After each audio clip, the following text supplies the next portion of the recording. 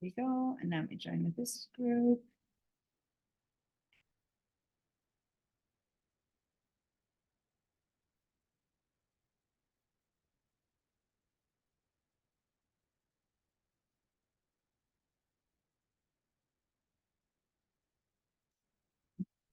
And participants, so I'm going to start letting everyone in. Okay. And video on, and here we go. What's up? Good morning, everyone. Saying good morning to everyone who's on Zoom and to everyone who's in person. It's been a late start. I have to change my scheduling for this 10 a.m. class and the driving.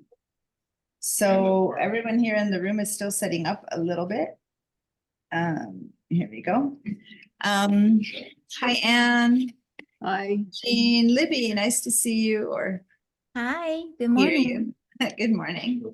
And I have to put this on so that you guys are on the screen, and I have to go and help a couple people with, is this screen opening up? Yep. With their, what did you say?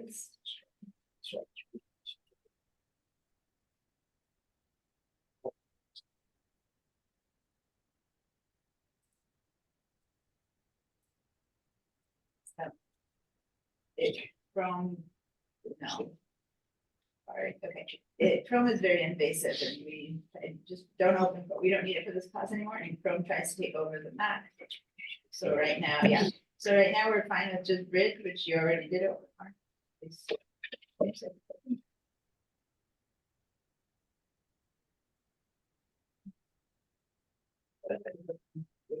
See if Bridge. Okay, so let's go back up here and open both Bridge and Photoshop. Oh, that's true. Last time you didn't have, yeah, advances. Say okay, because it's treating you as the first time. Okay. This Okay. icon and Oh, right. yeah, this one, right? Yeah, and the search. And yeah, one more time and then sure. Put in your username at pipeline.svcc.edu. So like, what's your username?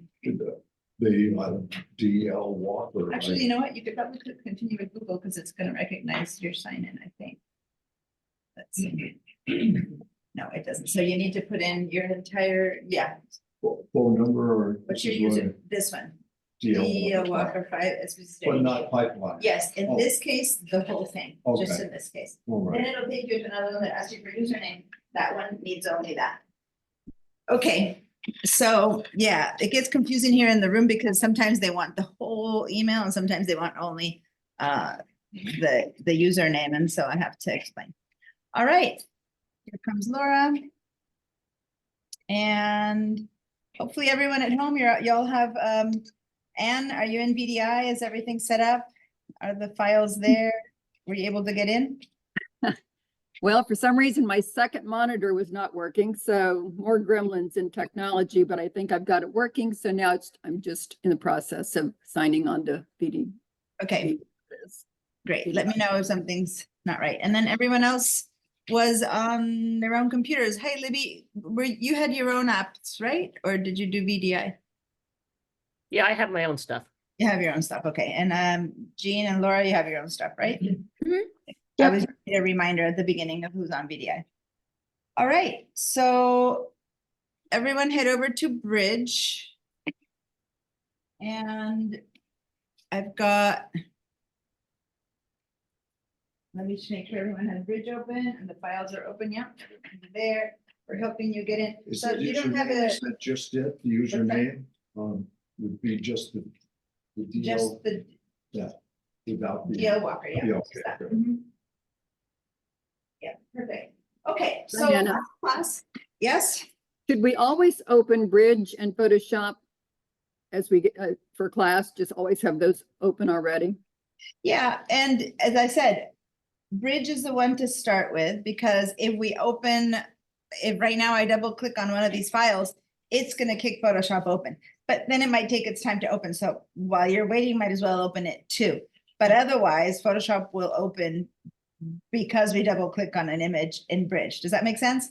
So Bridge is the one that you for sure should have open. And then we also have to manually open the Google Drive or not. VDI, yes, when it pops up, when you open up, it'll pop up asking you to sign into Google Drive. If it doesn't, you need to go down and search for Google Drive in the search and then open it up that way. Right, yeah, so it doesn't, so I can go down to that little arrow and open it Yeah, up. because last time we did a quit, and when you quit, you have to search for it. So in that arrow, do you see the little icon or not?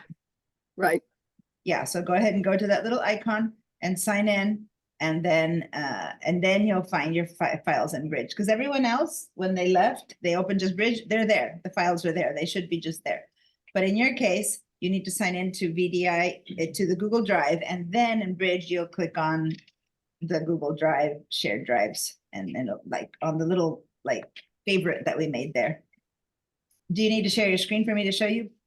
I did click on it and I'm just trying to see how I know if it's open or not. So, Well, in Bridge, if you click on the little reminder that we put here, if in Bridge you click on Spring 2024 Photoshop class files there under the favorites, does it show you the photos? yes, it showed me spring 2024. And the photos Right. appear? If the Not photos appear, then that's good. Not No? yet. Okay, do you want to share your screen so I can help you sign into Oh, Google they Drive? just popped up. We're Okay. good. They just popped up. All right, Thank good. Means everyone's ready to go. You can have access to manage and We don't need to talk do to your that. Yeah, administrator. do that. You're signed in. This is just the first, Go to Safari. no. This is just the first time ever use your Oh, first computer, time, which is okay. today. It's Okay. asking you to do these things when you're done. Now over here, let's write the word bridge. Bridge, Go over okay. to that. See.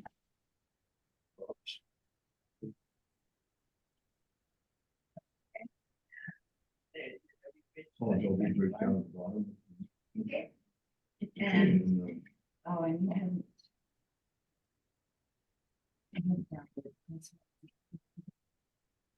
Really quickly, because we need to, hey guys, I just need to help David, who wasn't here, last. Or he was here, but he didn't have access to the computers to get the files for a second, and then. Guess this is just the initial process. Yeah, this is just what you couldn't do the other day because you weren't connected. So I'm just downloading the class file, that's all I'm Okay. doing. So you won't have to do this again, so let me just do Okay, it. yeah, so yeah, that sure. it'll move Forward. And then, as I said, normally I don't do things for people at all. But in this case, this is just about getting the class files.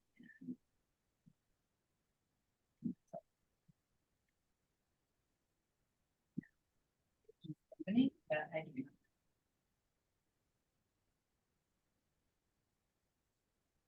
Verifying.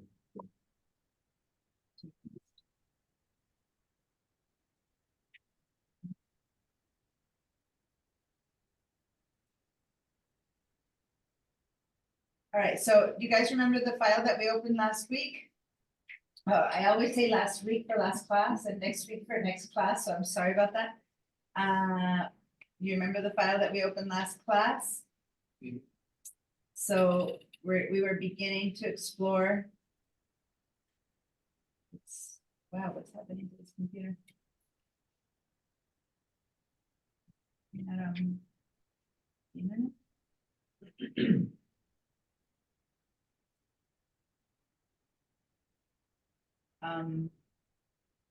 This is the same one that you were kind of sitting in front of last week? Oh, this is the one right here, 11. Yeah. But last week you didn't have, I didn't- yeah. Took you a didn't- while to process the pipeline. Well, no, the file's not gonna really. Download, there should be a window here asking me, Just preparing to download. yeah, but it's got, it's gotta give me permission to download. No. Let's stop again and try it again. Yes, allow. Okay. There's this message about. Yeah.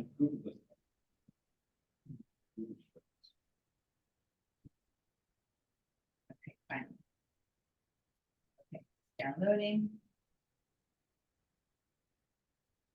All right. So everyone open,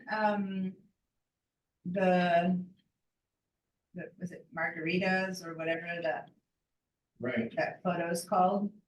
it's straightened. What's that? It's called Straighten, there you go. Okay, perfect. You're here and, Do you want us to open that in Photoshop? yeah, so there we go. Okay, I'm ready to go. David's ready to go. We're all ready to go. Thanks. Give me a second. Let's open this one with everyone and then I'll come in and give you a hand with that. So, I'm gonna share my screen so that you all know what I'm doing. And we can get going.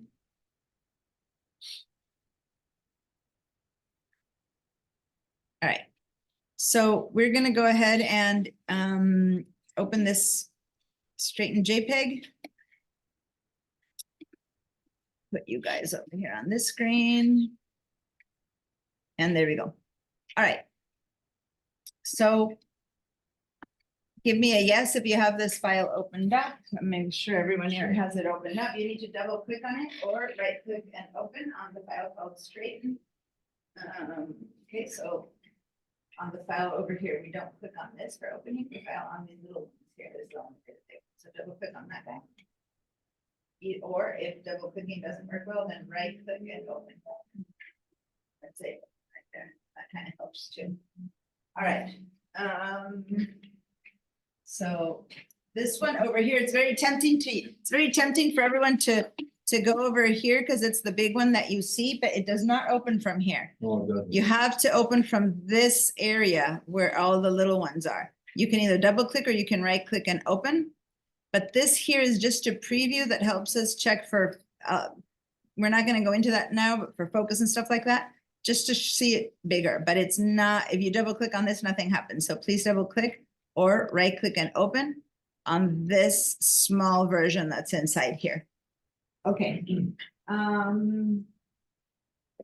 Great, there we go. Oh, what happened to you? It's restarting. Yeah, something might be wrong with it. Okay, we're gonna keep going and then let me know when you're up and running again. Okay, so this should have opened in Photoshop. And the last class, again, if I say last week, just bear with me instead of me correcting myself all the time. Last class, we had just practiced a couple of the different main tools. Who remembers what I showed you? What did I show you about this image and this down here? I want somebody to just kind of Zooming in, to. zooming in and out. Exactly. How did we zoom in and out? What was the keys that we use in our keyboard? The splatter command and then plus. The splatter command. The key has a little, like a splatter icon. That's funny. I never thought of it that way. So command if you're on a Mac, control if you're on a PC, and then plus, and then we go, and then we hit the plus sign, the plus number, plus to zoom in. What are these things called that we're seeing here? Pixels. Now, I attached a file to your to the email that I sent you last week, called New Pixels that you were supposed to read. Now, if you didn't read it, you have until next Monday though, so it's okay. I told you you had a leeway. But in the email from yesterday, the one that came after the class was over, I sent you an attachment, which is a PDF called New Pixels, Images, and stuff like that. So please make sure you check on that and read it. You began to read it, Mon&Wed? Okay, did anyone else start? Not, it's okay if you didn't. I'm just trying to figure out how we're doing here. Got a couple of yeses. All I right. never got one, so could you send me that? If you didn't get it, I'm wondering if you're not registered into the course. Let me continue with the class and then let me check your registration because everyone who's registered in the course is the way I get the roster. Okay, it's okay. No, let's just move on with the class. I'll check later. Okay, Okay. I'll remind me though, remind me to check on the registration. Okay. So that email I sent it to you so that you wouldn't have to go in to find into the handouts, but please practice getting into the class handouts so that then any other thing you want to read or do, you'll know how to get there. But anyway, it talks a lot about pixels. We're going to basically right now, all I want you to remember is that if I'm zoomed in like this to the point of seeing the pixels, if I want to move around this image, what should I do? What's the shortcut? Move to, No, the move tool would be actually very much the wrong one. So what should I do to pan around? Hand tool. Hand tool, thank you. Yeah, you guys at home can answer too. How do I get the hand tool, Barbara? Oh, I'm not awake. Don't ask me. I'm sorry. No, but you said hand tool, but how do I get that hand tool to happen? Who remembers? Anyone? Where is it? I see your mouth moving, Anne, but your sound is off, so I don't know what you're saying. Sorry. Jean and Laura. Hi, Laura. By the way, had I said Laura? Hello before? Yeah, I think you had shown up before. Yeah. the icon right on the, Well, you're Tools. right. There's a hand icon right here, but. Unlock it first, the layer. Well, thanks, Jean, for saying that. I am not moving I would have to unlock in order to move, but I'm not moving. Space bar, Right now, space I'm, bar. thank you. I am scanning around the image at this same space. I'm gonna hold down the space bar. Thank you there. Thank you, Laura. And then I get a hand. See, space bar and I get a hand. Space bar and I get a hand. Everyone, hold on to the space bar. Then I can just click and drag my way around this image. This is not moving the image. This is me just moving around the image to see it, because at 800% or wherever I'm at, I can't see the whole image. So I just want to go and scooch over, okay? It's called panning. I'm scooching it over, but I'm not moving it at all from its moorings, so to say. I'm just kind of casting my eyes around the whole image. Does that make sense? Yeah. But if you look here at the little thumbnail, I haven't moved my image. It's still squarely centered on the whole, in the canvas. So it's the space bar that as soon as I let go, it goes away and allows me to keep going. Versus if I go to the hand icon that David mentioned, then I can do the same thing. I move, but then I have to go back to this other icon, and it's just much more movement than if I just hold down the hand, move, and there you go, move, and there you go. Okay, so if you've all been able to move or pan around, which is different than move, it's just like scooch over. Let's just drag this around. If you've been able to do that, please give me a yes, those of you who are at home. And over here, this won't work unless you are zoomed in, okay? Because there's somewhere to zoom out to. If I zoom out now, which is Command or Control minus, then I am seeing the whole image. If I hold down on the space bar, I'll move the, the viewing area. But as you can see, nothing is still moving in the image because this space, this hole that I'm seeing through is all that matters. It's what we call the canvas. This is the size of my photo, and I'm seeing every little tiny pixel of it. So this is not moving. This was panning around. And if I have, too much, then that panning around moves me around in the image. Okay, how do I go back to seeing my entire screen? My Control entire photo. What's that? Control 1. That's actually to get to 100%. Control 0. Different. Thank you. Control or Command 0. Everyone do Control or Command 0, please. And that will fill your screen with like whatever that available screen is going to fill up with this photograph. But it won't be at 100%. If you look at the percentages, it'll have whatever percentage it has depending on your computer. In my case, 126, and in case of you guys is different. So at 126, that means I'm bigger than 100%. So I can't trust that what I'm seeing is the best quality that it can be. For it to be the best quality that it can be, for me to gauge whether this is an image that's, worth working into, I have to do 100%. And that was, someone else mentioned it already. What's the 100%? Control Command or one. command. One. Perfect. Control or command 1. And if I look over here now, it says 100%. Okay. So this is my 100%. For some of you guys, 100% will look smaller than for me, but this is 100%. And now I can trust that if this looks focused, that it's in focus. If it looks soft, it looks soft. If it looks good or bad, this is the highest quality I can find. Now there is one caveat only, and everyone in this room sits in there, which is if you have a monitor that is a retina screen, a high density retina screens, we have a lot more, many more pixels available in the monitor. I'm talking about the actual, plastic material, the display that's in front of us. Retina screens allow you to look at things at 200% and still see them at full resolution before it starts pixelating. So if I zoom in here, if I want to go one more time with Command or Control plus, only if I have a retina screen, then if I look at this, it should still be relatively good. That said, I'm beginning to see, I don't know if you can tell, but I'm beginning to see some of that pixelation, and where you can see it really well, I'm going to go in a bit more, is on the edges. See what I mean by when I say pixelation? So now I'm zooming in quite a bit.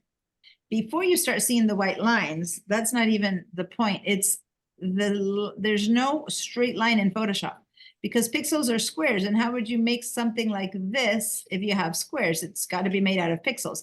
So there's no way to make a perfect straight line. Does that make sense?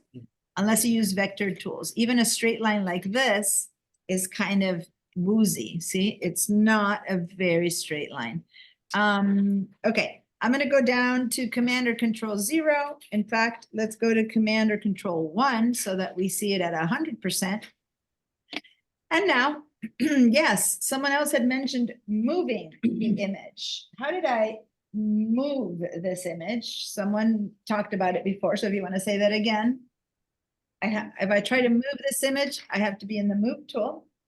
And if I try to move this image,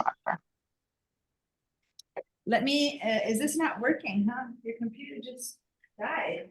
Interesting. Sorry, Mark's computer just died. I need to make sure no one was sitting here yesterday. Let me sure someone was in 16. Oh, Jonathan, who will be here again. Mark, you might want to go to this one here next to Tom. No one was next to you, Tom, right? Yeah, because so yeah, Tom's Mark's computer just gave up the ghost out of the blue, and now it's not restarting. It's who knows. I'm gonna report it to IT. So when you're up and running on that one, I'll help you. I have to download the files for you again, but I'll do that while everyone's still working. Okay, just let me know. All right. So in order to move this image, I have to be on the Move tool, which is that top left icon. And then I have to, in this case, since I can't, if I try to click and drag, it'll tell me that it can't. What it tells me is that the currently selected layer is the background layer. You cannot move a background layer. However, you can convert it into a normal layer. And so if it's telling me convert to normal layer, what convert to normal layer is basically unlocking it. So I can either click yes on convert to normal layer, or, and then it moved, or, and I'm gonna look over here, see how it's unlocked, or I could just click over here and unlock it. And now I can move it. So converting to normal layer is the same thing as unlocking it. Okay. Someone had a question, I think. No, I thought someone tried to say something. Now, Libby, I see that you have a little red no. What was it that didn't work that I can help you with? I just need to know how to lock the screen. I missed the part about locking the screen. I can move the screen and all the other, but how do I lock the image in place? Say that I choose to, this is moved way out of me seeing the whole image, right? If I go over here and I want to lock it now, I would just go right above the layer and click lock.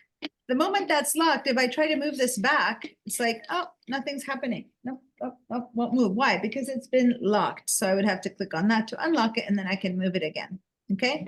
Show me So- the lock one more time, just because Yeah, something was right blocking above the my- layer, right Uh-huh. above the layer, this little guy that looks like a lock, boom. Like Okay. a lock or something like that. I mean, Okay. okay, and Got it. okay, so we Thank want to keep it unlocked and we want to just center this back. And then what's this gray and white stuff that I'm seeing here?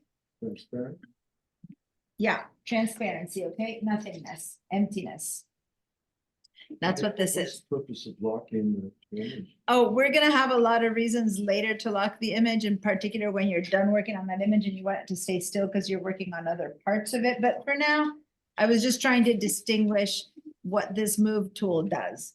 Right now, we're learning about the main tools. Okay, so we don't need to keep it locked, but if when you come back at some point to notice that you see a little bit of pixels anywhere, it's because inadvertently when your hand was on this tool, you just, moved it. So bring it back to the center. And how we bring it back to the center is checking on these pink lines. Does anyone remember what these pink lines are called? Guideline? or- Smart guides, yeah, they're smart guides. Guiding me, and they're smart in the sense that they turn on to help me. I don't make them happen. They are guiding me to show me when I'm centered and what not. So like right now, for example, John, I see that you're not set, your image isn't in its canvas. And to know when it is, you'll have to lock it. But it's also very hard if you're zoomed in, like if you're zoomed in, plus, and you move it. Right now I'm in move tool and it's unlocked and I moved it and it looks like I'm panning. It looks like I'm going around. It looks like I'm doing the right thing. But in reality, look at my thumbnail. I am moving the file. So remember that if you're in the move tool and you just move, you are actually moving the image and you can't even tell. You have to go down again to Command or Control 0 to see that you've moved it. And then you can go oof and put it back. So it's not a bad idea to lock it at first when you're not sure what's happening. The only problem with locking is that there's also things that won't happen. It's like you're protecting the image and there's tools that won't work if it's locked. Because it's like, oh, no. Just like the move tool doesn't work, other tools don't work.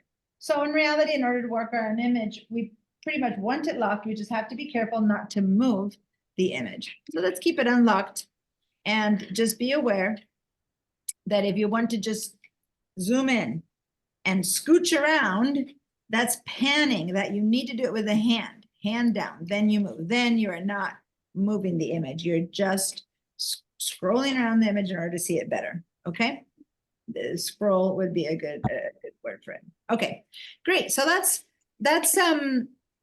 one part of things. Now, you did notice that the image hid underneath out here when we moved it, right? And so how would we then, what would happen if I tried to straighten this background? You see the horizon is crooked. And if you actually notice the drinks, if you pay attention to them, they are kind of like leaning over, which wasn't as obvious, but the horizon is very obvious. So we're going to have to crop to straighten this image. But when I straighten it, I'm going to have to crop some of it too. So let's go find that tool. So we're going to head down here on the left side to this tool. And it's like 1, 2, 3, 4, 5 down. And when you hover over it, it says crop tool. Now, remember that I was showing you the letters that these tools use. And so the move tool was the V. Remember I showed this to you last week? Well, the crop tool is the C. Got it. Thank you. The crop tool is the C because, C for crop. It's one of the oldest tools that have been there forever took the better letters, right? So C for crop. So if you want to go there without clicking on it with your hand, just so that you know this is available, not that you need to remember all of these at the beginning, just hit the C and see how I went to the C for the crop tool. Got it? Shortcut then basically. It's not even we don't even necessarily call it a shortcut. It is a shortcut. Normally shortcuts have a combination of letters. This is just simply tap the letter C or tap the letter V and you go back to move, tap the letter C to go to the crop. All right, so did everyone go to the crop tool? What's happening here? Were you not able to sign in? To this one? Give this one, let me. Go ahead and put your whole, your msnow@pipeline.sbc.edu. Oh, let's-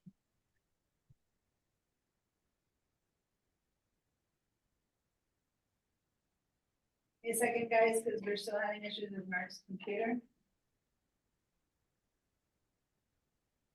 Okay, save continue. And we'll take you here, now here you do the whole thing again, and msnow@pipeline.sbc.edu. Yeah. So, one thing I want to remind everyone who's here in person today, last Monday, I said, it's okay if you don't log out because it'll log you out when you leave. Well, 40 minutes later, when the new students came in, I wasn't able to log in to log you out because I don't have your passwords. So I had to actually completely, restart all your computers. So please, when we leave the class today, let's remember to log out. That way they find it blank, because it would say your name, password, and of course we didn't have your password, so we weren't able to log in again. Okay, so that's just a reminder to remember to log out. You go into the Apple and you know to log out. All right, your other one opened up again, but I'm not sure what was wrong with this. So go ahead and let's not, yeah. This.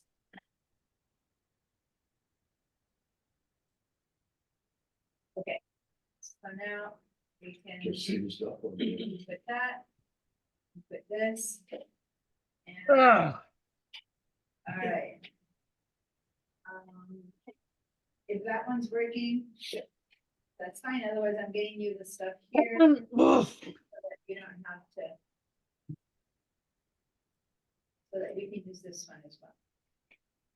Sorry, guys, I'm setting a new computer up here because the other computer just. Okay.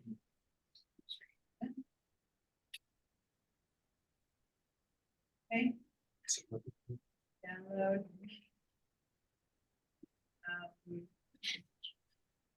Okay, go to bridge and double click on the straighten file. Yeah. Double click on that little margarita, whatever they're called. Right click and open. Okay.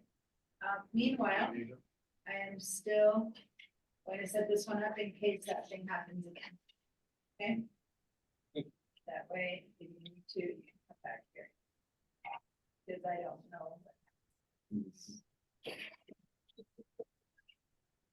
Okay. So this one will be set up and ready to go if that one doesn't work. Okay. So let's go ahead and use the crop tool. And when you click on the crop tool, then there's like these little kind of corners pop up around the image over here on these corners. And I can do things like crop in, and I'm going to grab this little corner here and do like this, and I'm left with just like the white one, and everything I don't want goes gray. And then I can go, well, I didn't mean to do that. I really wanted to just do this and show just that. But notice that I've moved out. So now I'm adding a blank area to it. So try to keep your cropping inside. And then you can say, well, I only wanted the slices, right? And notice that I can keep doing this back and forth, and nothing is actually yet cropping until I consider it totally done. So let's say that this is what I wanted to do and crop this. So everyone just go ahead and move around these marks and choose an area. The lemon, the straws, the feet of the, like the 3 feet, whoops, I didn't mean to, like the 3 feet, you know, do some area. I'm gonna go ahead and choose to crop and see only the 3 little bottom parts of the glass. That's what I'm gonna do.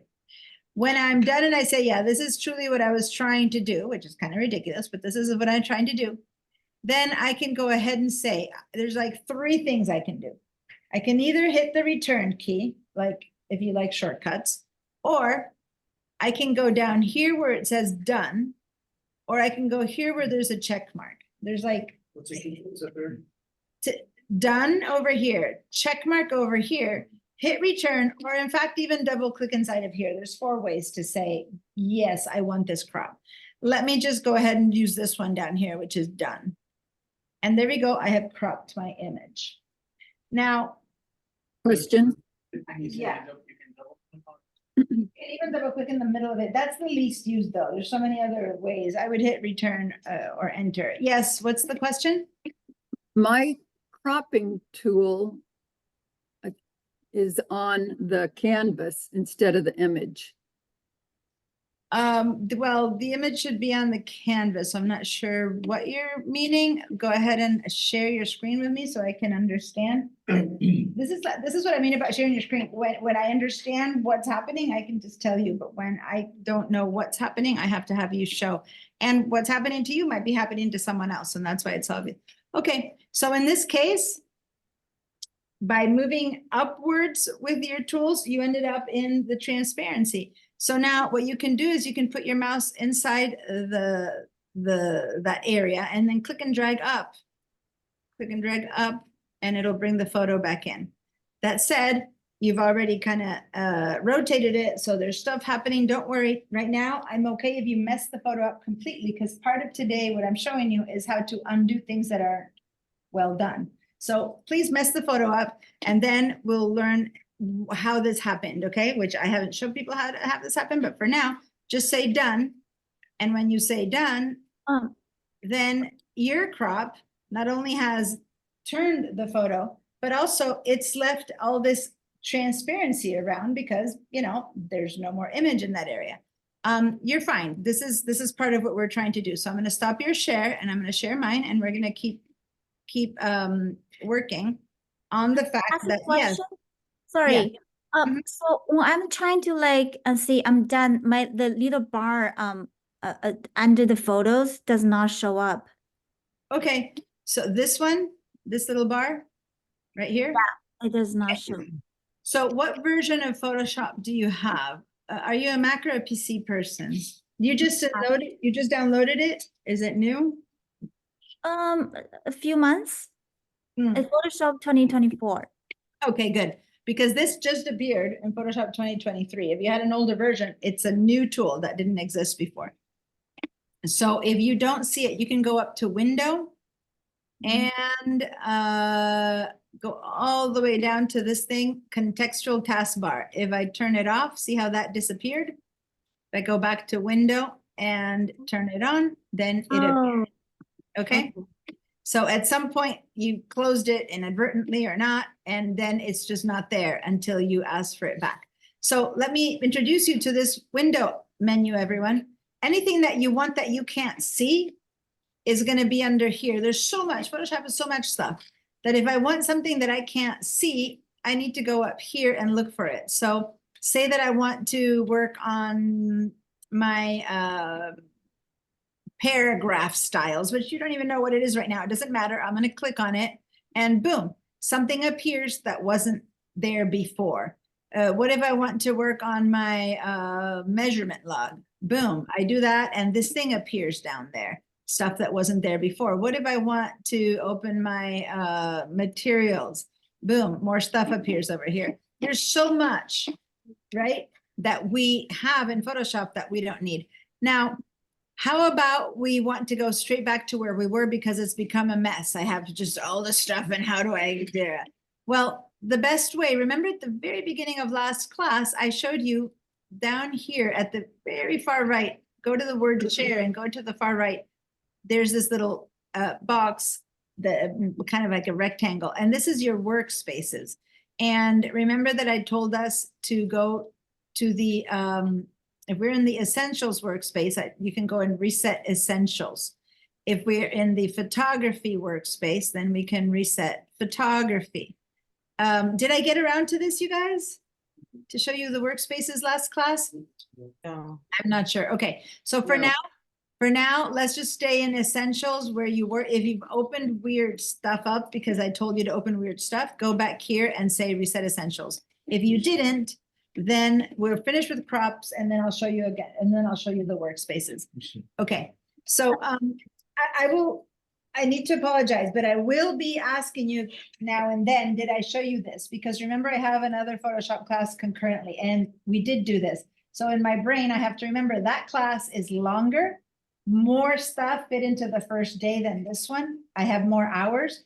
You guys, on the other hand, meet twice a week. So by the time we're done with the end of this week, we will have covered more than they have. So by the time I get to them on Friday, I'm gonna have to start doing stuff that I've already done with you today. You know what I mean? I'm taking notes of what I do, the big things, but I can't remember every single thing I've said. So I will keep saying, did I show you this in this class? And you'll have to say yes or no according to what you remember from this class. Okay, I'm sorry, but that'll happen. Okay, I'll show you that in a minute. But right now, we've ended up with this crop that may not be what I want.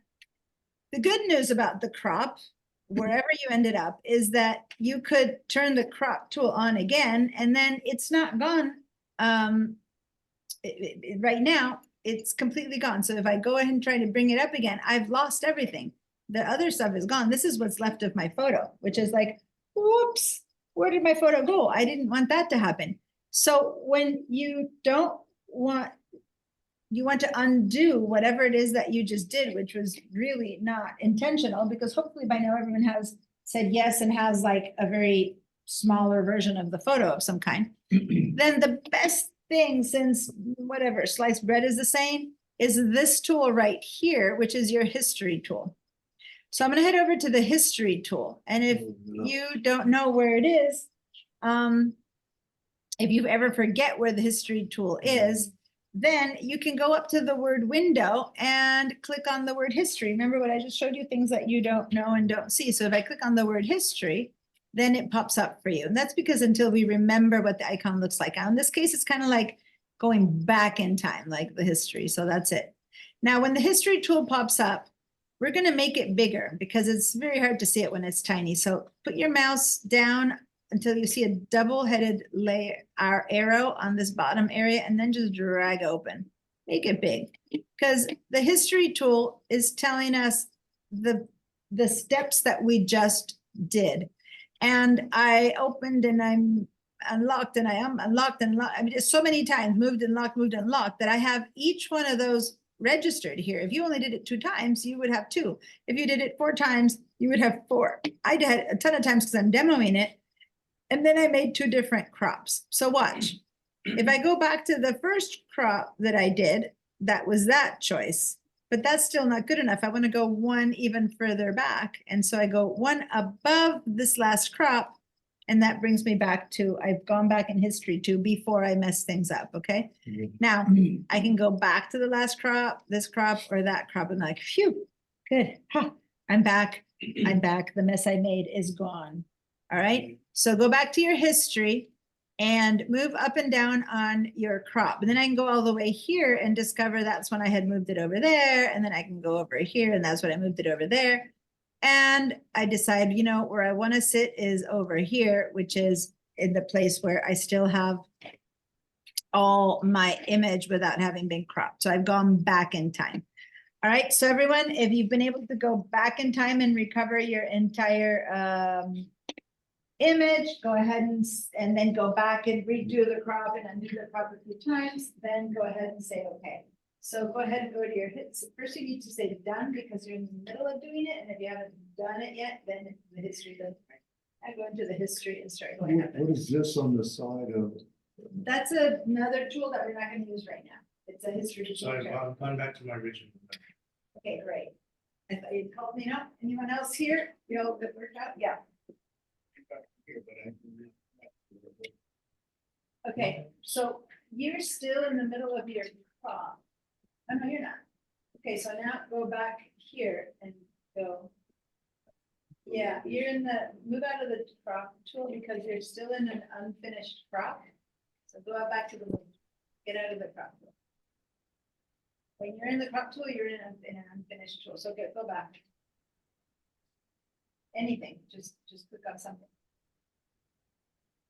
Okay, yep, keep going to the top, to the bottom, down in history, okay? This is the last thing you did.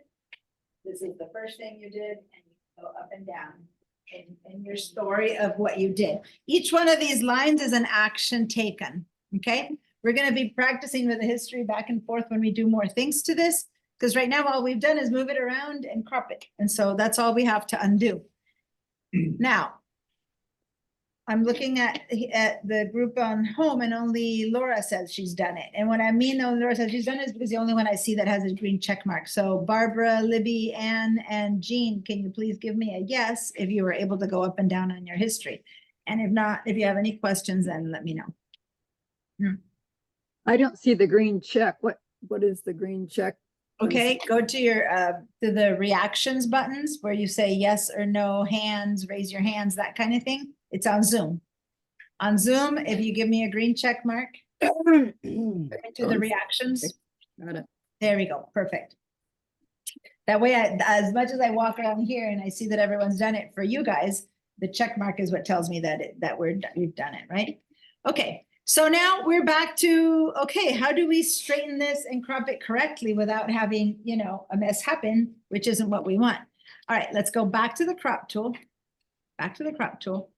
And first of all, what I didn't show you, which Anne did do, was that you can grab from the sides over here, like put your mouse outside the corner, like out here, and it turns into this double-headed arrow where you can rotate the image to your heart's content.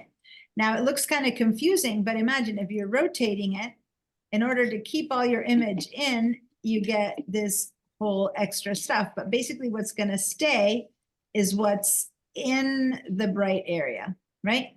And so if I were to say, oh, done right now, and I'm going to hit the done, then that's the photo I have, which is completely over rotated, right? So now I'm going to go back in history one and go, I didn't like that. Let me try again. So then I go back to my crop tool, and this is what I just showed you. You put your mouse outside of the shape, and when you put it outside of the shape, it turns into a double-headed arrow. When you click and drag, that's when you rotate.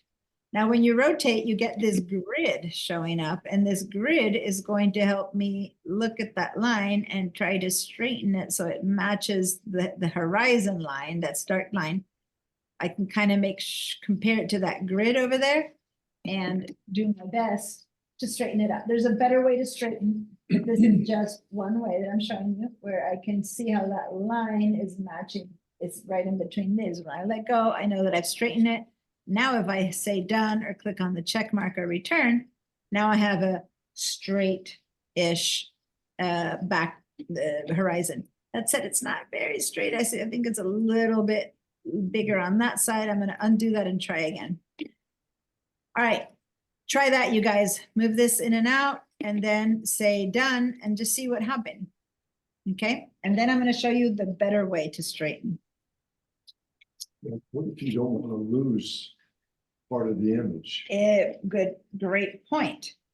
What if you don't want to lose part of an image? And that, Distort it or something? Or- well, no, we rarely want to distort a photo. I mean, you can probably get away with these glasses being longer or thinner, because in the end, maybe there are longer or thinner glasses, but for the most part, distorting would not be good for a photo because it's not representing reality, especially if it's a person, right? So the question that David asked was really good, is like, what if you don't want to lose any part of the photo? Because to straighten this, I'm losing, for example, some of the straw over here, and I'm losing the bottom of this, right? Well, the good and bad news is that for eons, there's not much we could do about it. But now we have tools that would help me recreate some of this stuff, not all of it, but some of it. So in this case, what David is saying, if I straighten this horizon, I'm losing this, I'm losing that, I'm losing that, all the stuff that's gray, I'm losing, including I'm losing the bottom of this glass right there and the bottom of that straw. Can you tell? So if I instead say, well, I don't want to lose it, and I want to do like that to get the end of the straw and to get the ends of that glass, well, then I'm ending up with some space of nothingness. You see that? And I'm going to say done. I've lost some stuff here, but I have transparency there. Photoshop can't at this point, right now, without another tool, invent that which I've lost. In fact, look, I didn't lose the bottom of the glass in this case. So, but what I added was a piece of nothingness. It didn't lose the straw, but I added some nothingness. So Photoshop has some amazing tools that might allow us to regenerate this background and this wood. Like it wouldn't have been able to recreate the bottom of this glass, but it might be able to recreate the bottom of this wood. We're gonna give that a try. But first, I want to show you the better way to straighten. So no matter what you've done, however much you like how you straightened everything, let's go back in history to before any of our crops. Let's begin from zero. What's that? I can't hear you. What's that? Someone said something at home? I think it was feedback from your mic or something. Oh, all right. It was my voice? Okay. I don't recognize my own recorded voice. I thought that wasn't my sound, but yeah. Have you ever heard yourself? Whenever I turn on these videos of me, I go, that's not my voice. So weird. Do I sound like that? Okay. So everyone, are you out of the crop? You go back in history and you're back to having your entire image. I'm looking over here. I see some people still have their weird images. Let's go back in history, John. You hit Windows to history. Right? Yeah. And then- Or remember to grab this down here and make it big. So we can see it all over our history. Then back. One up above any crops, go to the word move. Oh, you're in the, you need to first say, okay, when Oh. you're in the middle of cropping, That- yeah. Okay, now you can go up above the Got topmost it, okay. and one up to where it says move. That takes you to the very beginning. Uh, All right, everyone is at the very beginning. Oh, and one quick thing more to show. If I go to the very top of this image and start right there, this is like starting from zero. I've done nothing to it. If you ever want to get rid of everything, but say that we did like something we did and we don't, so I'm even back to locked completely at the beginning. But all I need to do is go one above the last crop. All right. When you're in the middle of a crop, like you turn this on and you see all these layers, like, all these little handles on the sides. When you're in the middle of that, you can, you have to wait until you're done with your crop before you can do something else. Up here, you see the word straighten? You have to be in the crop tool. And then up here in this bar, you'll see the word straighten.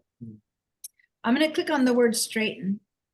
And the only thing that happens is that this turns black, right? So if I turn it off or on, if I click it, click, click, click, see how it goes black or gray?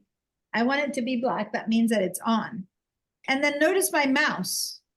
What I'm carrying around right now is a very stylized little icon of a level. Remember those carpentry levels in CycleLine? Yeah. So I'm going to use this tool to straighten this much better than I would with using my eyes. Watch. I'm going to use this horizon line that's there to help me. So watch, I'm going to click in the middle of it. Remember, it's pretty fat little horizon line here because it's got some gradients going. So I'm going to click in the darkest part of that. And then I'm going to drag my mouse and drop it off here in the darkest part and let go. And I have used that line. And then the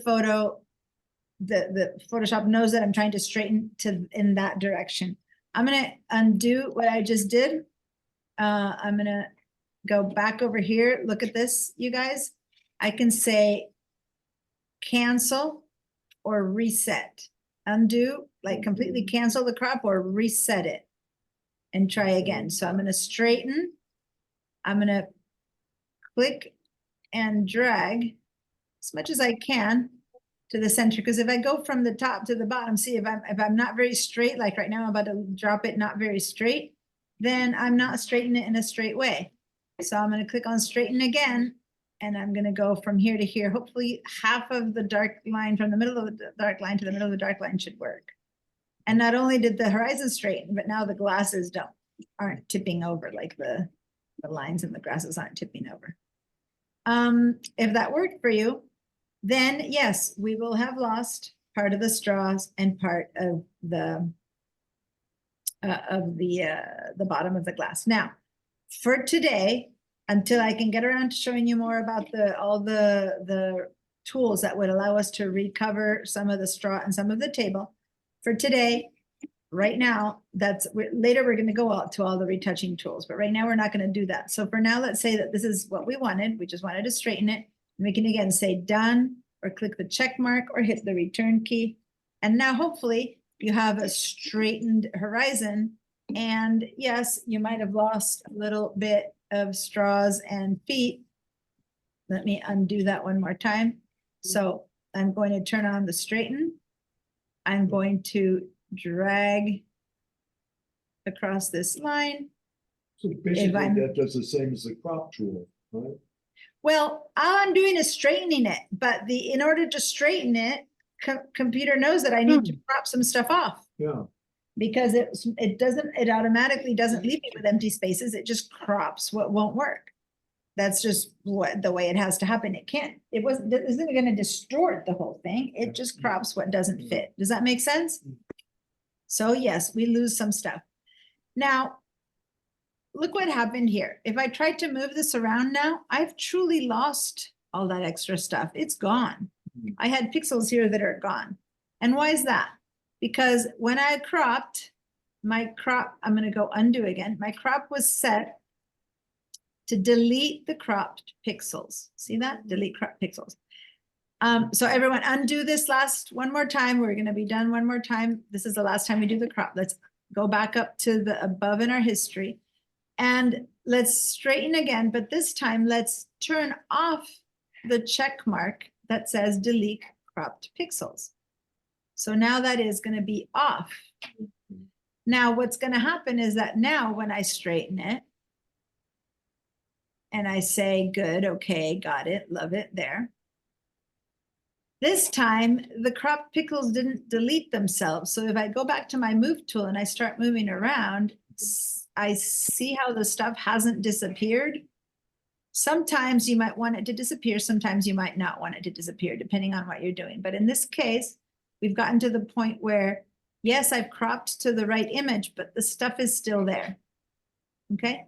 So it's not been cropped. And a lot of times when you're still playing around and you're not sure if you're happy with what you got, then you're better off making sure that you don't delete the crop pixels. That way, if you want to go back, you can. Versus if you had deleted them, then you're done. You can't go back. Does that make sense, you guys? Yes. So once again, last time, this here, in my case, leave it off all the time because the tools are always set to the last way you use them in Photoshop. So if the last way I used it was with this off, no matter how many times I open Photoshop with a new file, this will always be off until I decide to turn it on. And then every time I use the crop tool, it'll stay on. Like the tool every tool in Photoshop stays at this, with the choices of the last time that you use it. Does that make sense? So by turning this off right now, that means that from now on, anytime that I crop, forever, it'll not delete the crop pixels until one day I do want it and I turn it on again, and then it'll start deleting them, okay? So now I will do it for one last time. I'm gonna not delete the crop pixels. I'm gonna straighten, and now this is gonna be my final time of doing this, and then I'm gonna say done, and now I have cropped this image. It's straight, yet if I were to move it, I still have the stuff that was cropped out sitting there outside in that black area. If you visually, I want the bottom of that glass. Yeah. As I said, I can't teach you the first few classes, everything. I'm gonna go to all the retouching tools and we're gonna get to that. There's But a way to do it there. there's a way to Okay. recover that empty space, not the bottom of the glass, but the bottom of the glass is, so we're not gonna do it right now. Okay. Okay, so I want everyone to straighten their images. Everyone at home, when you're done straightening your image without deleting the crop pixels and everything is looking good, give me a yes. I'm gonna look over here, make sure everyone's done it. You still need to say yes to that, it's done, or whatever it is. All right, so in this case, go to your history. We lost your history a little bit. Hold on, let me expand this so it goes. There we go. And reset your. So your history would be over there. Go to your history. And let's grab this and make it bigger, like put your mouse in that double headed, yeah, and now drag it down, so. And now let's go back up. Yeah. This one, perfect. And now you might want to scooch this, so to the center, remember how to scooch with the.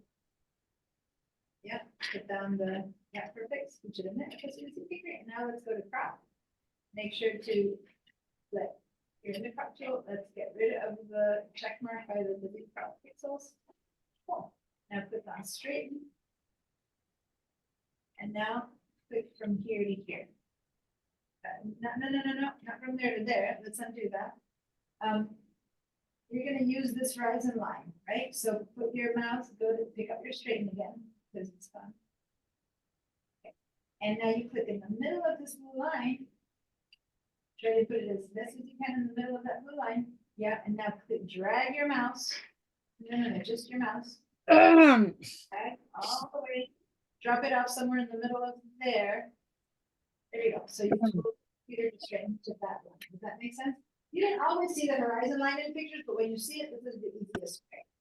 Cool. Now you can say either done or check mark, and you're good. Life is great. What are we doing here?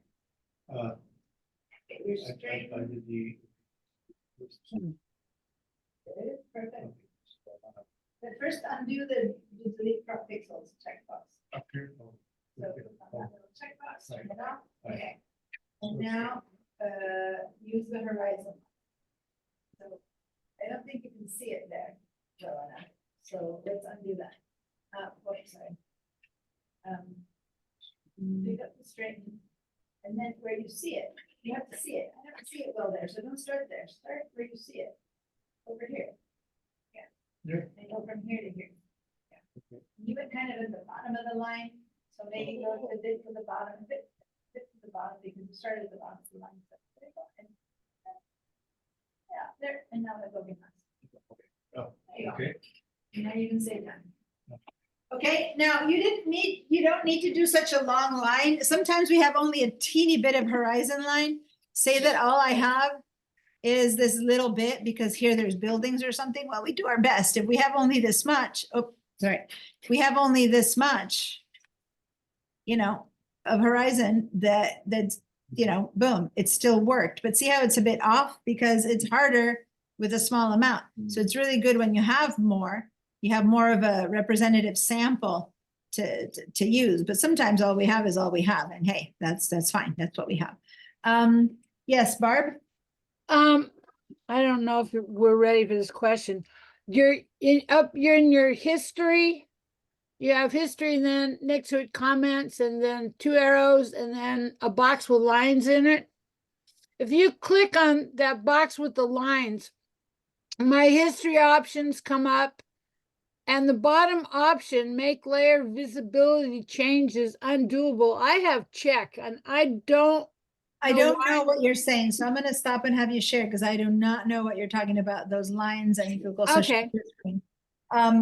share. By the way, I'm noticing, Anne, you haven't said yes yet. Is there any? Is it working for you or? Not exactly. Okay, let me see. I don't know, automatically create first history options, just cancel. Because whatever it, That make layer visibility changes undoable. Should I have that checked? I mean, I don't know where mine are. Let me check on mine. You just don't want to change whatever those settings are. So I'm trying to, you said history up. Yeah, it should stay on. I'm looking at mine and definitely leave it as it is. Just say cancel. Don't change anything. Okay, thank you. Yeah, and now go back, I would recommend everyone open their history bigger because right now you only have 2 things. You just have the open and the crop, but I would recommend you stretch it down because we're gonna be using history and you wanna see, yeah, click there and make it bigger so that you do have the chance to see more. We have, okay, I'm gonna stop my share, your share now. And Anne, if you have anything to share to show me, please do so. Unless it's just a question. Okay, now Anne. Yeah, so what's your question? Oh, Okay, so it's not been straightened. Right, so when I click on Let's start the, from zero. Well, hold on. Let's start from zero again. Go back in your history because you don't want to start from a bad go crop. back to straighten. Yeah, go back all the way to the beginning so that we start with a clean. Okay, good. Now go to your crop tool. Click on Crop. straighten. You're in it. You're in it. You're in it. Go to straighten. Yep. And now click. I don't know where you clicked.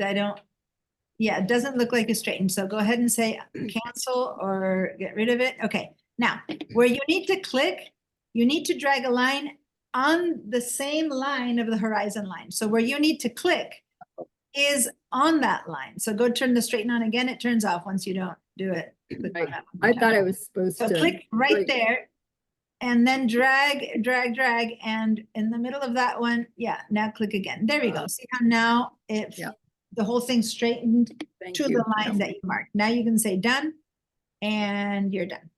Thank And you. good. You're welcome. Okay, perfect. Now, Barbara, is that a new hand or is that the question you had from before? Oh, no, That's Oh, from before. Lord, That's I'm fine. sorry. No problem. No problem. I just asked whenever I see it. Many times people do have follow-up questions, so I always ask. I don't want to like thank you. stop your share without you have your question without you having asked. Okay, great. So now we've managed to straighten. There's for those of you who got it from the beginning, there's a couple of other images in the handouts that have horizons that are crooked, and I think they're called something like straighten. You can go practice with that. Well, in the future, now I'm moving on to something else, but I forgot to say that those of you who straightened and were fine, you can try some more things. Now, in my case, I'm going to move on. So in the future, when I move into my history, I never want to go beyond this crop. Like if I do more stuff, I don't want to go backwards there because I'm going to lose my crop. So in the future, I can only move across up and down these. Does that make sense? We only have 50 actions that will stay here in the history, 50 actions. So when we get around to doing enough to this, that we've got more than 50 actions, the first ones will be dropping out and I won't be able to go back to them. Anyway, we don't have 50 actions yet, so it You doesn't can't matter. extend that 50 out? Well, you can go to the system preferences and add it more history memory, but it uses more computer memory. And when you use more computer memory, Photoshop slows down. You can do that if you have a very fast, powerful computer, but otherwise let's live with the 50 that are there. All right, good. So now that we have this straightened out and cropped, what other things can we do to this image? First of all, I'm going to look a little bit more down all of these tools to show you other available tools. But the most important thing is that remember that whenever I choose one of these tools, the choices on top change, right? So when I go to crop, you saw the straighten. When I go to move, you see these guys, there's different tools. So don't forget that this is where we pick up the tool, say we get a brush, and then here we choose if you want it to be a soft brush, a hard brush, a thin, tiny bristle brush, a big brush. So we make the choices of our brushes over here. Now, what I want to do is I want to change the colors of this image. I want to completely change all the colors of this image first, and then we'll see how to isolate the color that I want to change. So if I were to now change the colors in this image, and guys, just close your eyes for a second and don't pay attention at what I'm going to do. I don't want you to repeat. I'm just going to show you. I'm going to just do something like that and say, okay, I won't tell you what I just did, but I just changed the colors of his image, right? There's one big problem with doing what I just did. If you look at my layers, that's where my original pixels are showing me that, yes, all of the pixels changed color. Now I have a blue sky, green stuff. This is a destructive modification. What do I mean by destructive? I've lost the original colors. I've lost that red, that orange, that yellow, that blue is gone. If I were now want to recover those colors, well, good news, I still have history. I could go back in history to undo that thing. But forget the history, because if I were to close and save this file right now, when I open it up, the history is always gone. History does not stay. Once you close the file and I open it up, I can't go back to the original colors. I have destructive modifications. I have destroyed those colors, are gone and lost forever. I cannot make this be blue, red, yellow, and all those things anymore. At least not the original colors. So, and I'm gonna undo what I just did. Boom. What we want to learn, and everything I'm gonna teach you from now on to the end of the class, and that I want you all to do, is to learn how to do things in a non-destructive way.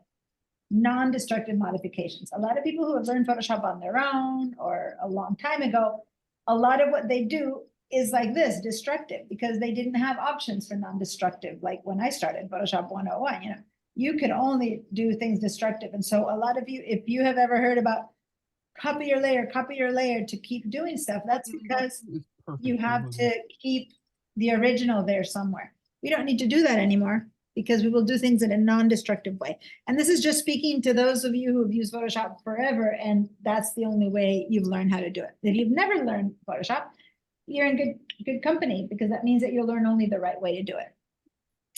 So here's what we're gonna do. We're going to create an adjustment layer, and that means we're going to adjust these colors. And we're gonna head over here to where our layers is. And at the very bottom of the layers, we'll see these little icons that are popping up right there. There's a whole bunch of little icons. Okay, so at the bottom of the layers panel, this is the layers panel. I see a bunch of icons. There's one that's a circle, like the top of the circle is black and the bottom of the circle is white. I'm gonna click on that one. And then I see this whole menu, and I'm going to go and head to this one called Hue Saturation. Okay, so everyone do that. Go to your layers, head to this little circle that when you click on it, you'll see a whole bunch of words, and click on Hue Saturation. Once you're there, click on it. Now, when you got here and you clicked on it, just wait a bit. If you didn't find this, if this isn't findable and you can't do it, then let me know. Don't do it twice, do it only once. You've done it twice. I can tell, I'll tell you where I know I'm gonna break it. Just one is up. Okay, so we're gonna hit escape to get out of that mode. Okay, and then go into your history. I think you lost. Yeah, I don't know why this one disappeared. That's your history. If you don't. Yeah, I don't know why you lost it. I went to reset it. So I haven't shown you this yet. I'm doing it for you. I'm going to show everyone. And then again, you can do it yourself. And then go ahead. But I did show you history. So go into your history. And let's start from the beginning. Okay. Now, really quickly, let's go to straighten. Let's go one. Click right there. Back to here. Okay, done. And you're ready to go. Okay, so now go down here. Click on Hue Saturation. Oh, you're in the right spot. Let me just remind you that when things disappear, hold on to the space bar and move it to the middle, just so that we can see them. So now you're exactly where we need. Does everyone have? How do I correct it? So undo one. It took Hue Saturation, so go in history and undo one. Go to the first one. So someone had done this twice. Let me just show you for a second. Someone did this twice, right? And so you have two of these boxes here, and I'll tell you what these are, but how do you fix that? Well, remember, in Photoshop, the best way to fix that is to undo it. See how you have two saturations? I just did one down and we're down to one again. That's another example of using the history.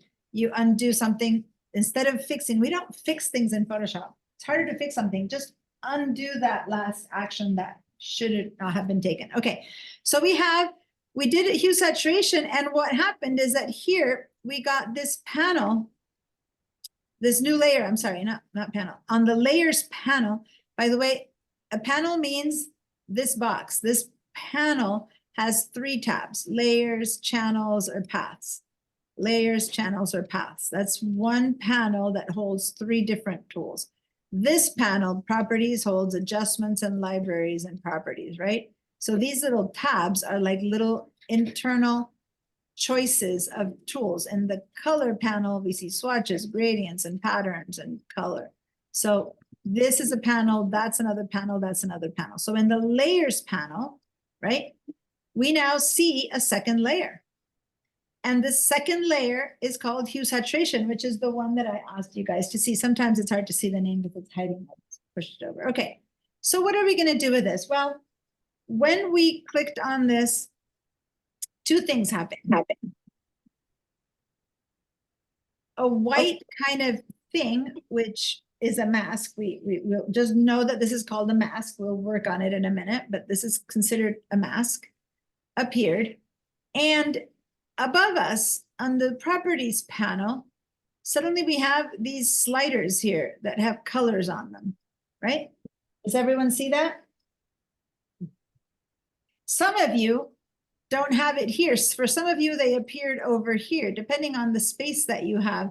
For some people, it appeared over here, right? It all depends on the space that you have. It doesn't matter right now where it appeared, but it's the same panel. I'm going to go ahead and make space for this panel because I don't need this color panel so much right now. So I'm going to put my mouse in between these two and I'm going to click and drag. If you don't, if this is something you don't know how to do yet, don't worry. I'm just showing you that we can move the panels around and be comfy. But for now, all that matters is this hue, that slider. Let's grab this little kind of triangle pointer under that slider and let's start dragging it to the right or to the left and see how my image is changing color. And this is kind of the color I had done before when I said I had done it in a destructive way. I keep moving around and notice that every single thing in my image is changing color. Everything. It's like I'm putting on some pink glasses and suddenly the world looks pink. Everything is changing, right? So go ahead and let's make a saturation panel. Go down there to that little circle. Yep, and choose hue saturation. Perfect. And now this appears. So now we can just drag back and forth on that top one, that top triangle. There we go. Is that working for everyone? Yeah, is the middle return to? Yeah, its the original middle's setting? back to normal. Has everyone moved their colors back and forth? Are you perfect? Perfect. Can you move yours all over the place? Yeah, leave them in some bizarre setting. I don't want them back to normal. I want them in some bizarre setting. Leave them in some off color. All right, good. I'm gonna assume that unless you've said no or raised your hand, those of you at home, that it worked, right? That you have a completely offset colors. Now, remember that before when I did this, I told you that was destructive. But look at your layers. My original pixels down here are still the original color. See that? And what I've done is literally like put on a pair of glasses. This layer is changing what I see underneath, but it hasn't actually changed my pixels. So watch, I can go to this little thing right there, which is an eyeball, and on this eyeball to turn it off. And whoa, what's underneath is still the original pixels. I can turn this on or off, see or not see my modification. And that's why it's non-destructive, because I can always, what I'm doing is I'm putting a little, literally a pair of glasses on which I'm watching it through a different way, but the original image is still there, okay? Has everyone been able to create a adjustment layer and you're able to turn it on and off? If so, those of you who are at home, give me a yes. If anyone here has a question about that, you're all able to turn that on and off. Let's see over here. Yeah, and you have two different ones. So let's go ahead and get rid of them. Go back to your history and here, let's go to your history. Mouse a little bit lower when it turns into double-headed area and drag it open. Yeah. And you created a hue saturation layer and another one there. So let's go above this one above. Yep, and now you've lost the second, which is good. Now go to this hue saturation layer and turn it on so we can see turn on the eyeball right there. Okay, so now that is the on and off of that change, okay? To see it or to not see it, that's all. You also have two hue saturation layers. You Yeah, don't want two hue saturation layers because they affect each other. I'll show you why they do. Put on your history. Yeah, that's the history.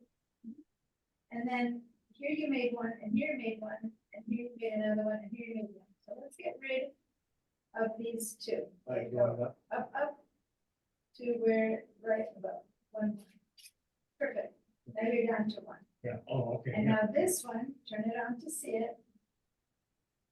That's using the bottom one too, so turn the eyeball on. Yeah, turn it on by clicking on that. And then turn the eyeball on by clicking on that. Now you're seeing this one. And now you can go ahead and keep playing it around and changing it. Okay, so for those of you at home, if anyone ended up with two hue saturation layers, it happened to quite a few people here, because you did this again. You did this again and again. Now you have two hue saturation layers. If that happens, it becomes a bit of a mess because these are just like, imagine that you put on pink glasses and then on top of that, you put on yellow glasses. What you're going to see is affected by both of them. So you're seeing maybe everything is gone, you know, another bizarre set of colors. And if you take off the pink ones, you're still seeing what the yellow one is showing. And if you put on the yellow on top of the pink, it changes. So it becomes a mess to have any clarity on what you're doing. So we try to have one hue saturation layer per object, which in this case, our object is just the whole background. So if you have more than one and then you've moved this one around or whatever, what I showed people to do is you go back into your history and you go, okay, I see my first one that I did here, and then I go down and here's another one and I don't want that one. So I just went back up above that one and now I'm back to having only one. So that's how a lot we use these, the history to help us find the one that we don't want. Here I kept doing stuff and I kept doing stuff and whatever. I went to where it says new hue saturation, which I didn't want, and one, if I go here, it's when I just did it. I go one above and then it's gone. Okay, so that's another way to use the history. We don't need to have the history open all the time. You can just go and get it when you want, but if you want to see it and turn it off, I'm just clicking and clicking on this, clicking and clicking it on and off. All right, so now I can keep going back and changing that color to another color back and forth all I want. But as you can see, everything is changing at once, which kind of doesn't look good on this photo, right? I mean, none of these choices look very realistic. If I wanted them all to look like, you know, blue margaritas, but I don't want my ocean to disappear or my table to go blue, then this isn't the very best solution to stuff. But we managed to change all our colors. So here's what's happening. Remember that when I gave the example of putting on pink sunglasses or pink glasses, everything would change. If you're wearing a yellow shirt, now it's going to look orange to me. The sun, the green is going to look, you know, kind of reddish. Everything's going to change. The only way in Photoshop to not have everything change is to mask only the area that I want to change. Does that make sense? So there's a thing called a mask. This white part here of my image is an area where I can create an area that I don't want to be affected. And the word mask, let me just go back to the reality. If you put on a gorilla mask, but you still need to see where you're going, you're going to have two holes so that your eyes will still be your normal eyes, or you can't see. Does that make sense? So your face has been masked out, but your eyes are still, your eyes are going to crash into everything.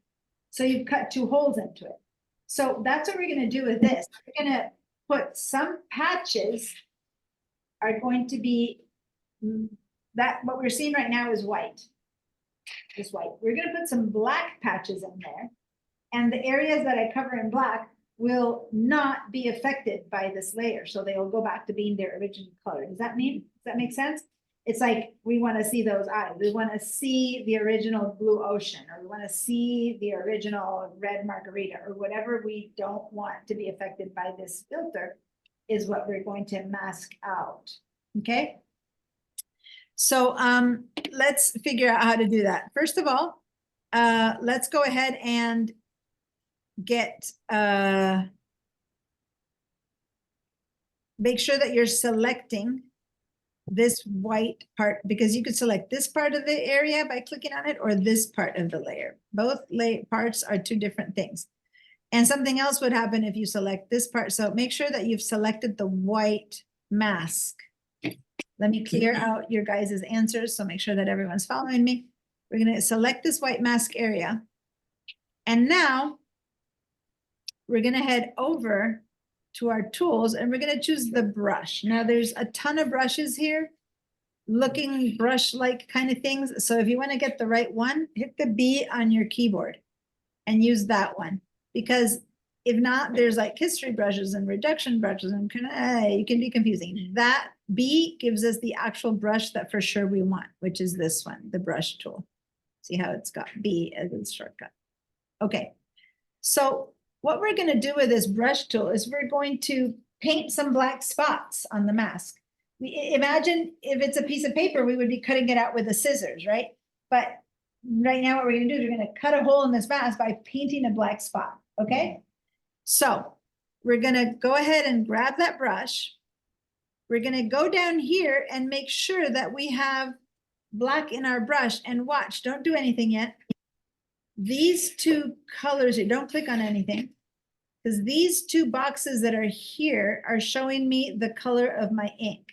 And the one that's in the top will be the color of the ink or paint that I want. But right now, it's inverted. What I want is the black one. So see this tiny little double-headed arrow right there? I'm gonna click on it, and I have switched it to be black. And the background, so this is the foreground color is black, the background color is white. If I click again, the foreground color is white, the background color is black. Now, I know that 100% know that a few of you guys went ahead and clicked on this box, even though I said don't click on it. That is what we automatically always want to do. If you click on this box, something else happens. This box picks up. We're going to use this in the future, but if this happened to you, go ahead and say cancel. All we need to do is switch this back and forth until we get black. So again, it's so tempting to click. Just look at this thing called color picker, just cancel it. We'll learn what it is, just switch back and forth to black. If everyone has black and the paintbrush chosen, the last choice we need to make, we could have made earlier, is what size of brush we want. Imagine you're in your studio and you bring out the black, you put it on your palette, you look at all your brushes and you go, do I want a skinny one, a fat one, a feathered one, a fan brush, a sharp brush, a square brush? That's what we're about to do. And we do that up here in the brush choices. So right now I am seeing this number here that says 13. Who knows what you're seeing, but I'm seeing the number 13 over there. That's equivalent to 13 pixels. That's how we measure the size of this brush. It's a 13 pixel brush. I'm going to click on this 13 and this whole box appears, and I can move the size of my brush to make it be 364 pixels or 200 pixels or 100 pixels. This is the size of my brush. I don't like choosing brush sizes this way because I have no idea. What does a 500 pixel look like? What does a 1200 pixel look like? What does 35 pixel look like? I don't know. Is it a measurement that you understand? I don't know. I have no idea what size this brush is going to be. But watch. When I put my mouse, I left it somewhere around 99. When I put my mouse over here, I have a circle up here. That is equivalent to what a 99 pixel brush would be. If I move this down, that is the size of a 36 pixel brush. If I move it all the way up here, whoa, that's the size of a 1000 pixel brush, et cetera, right? So doing this and this is not a very good solution as far as I'm concerned. I like a better solution. So watch what I'm going to do.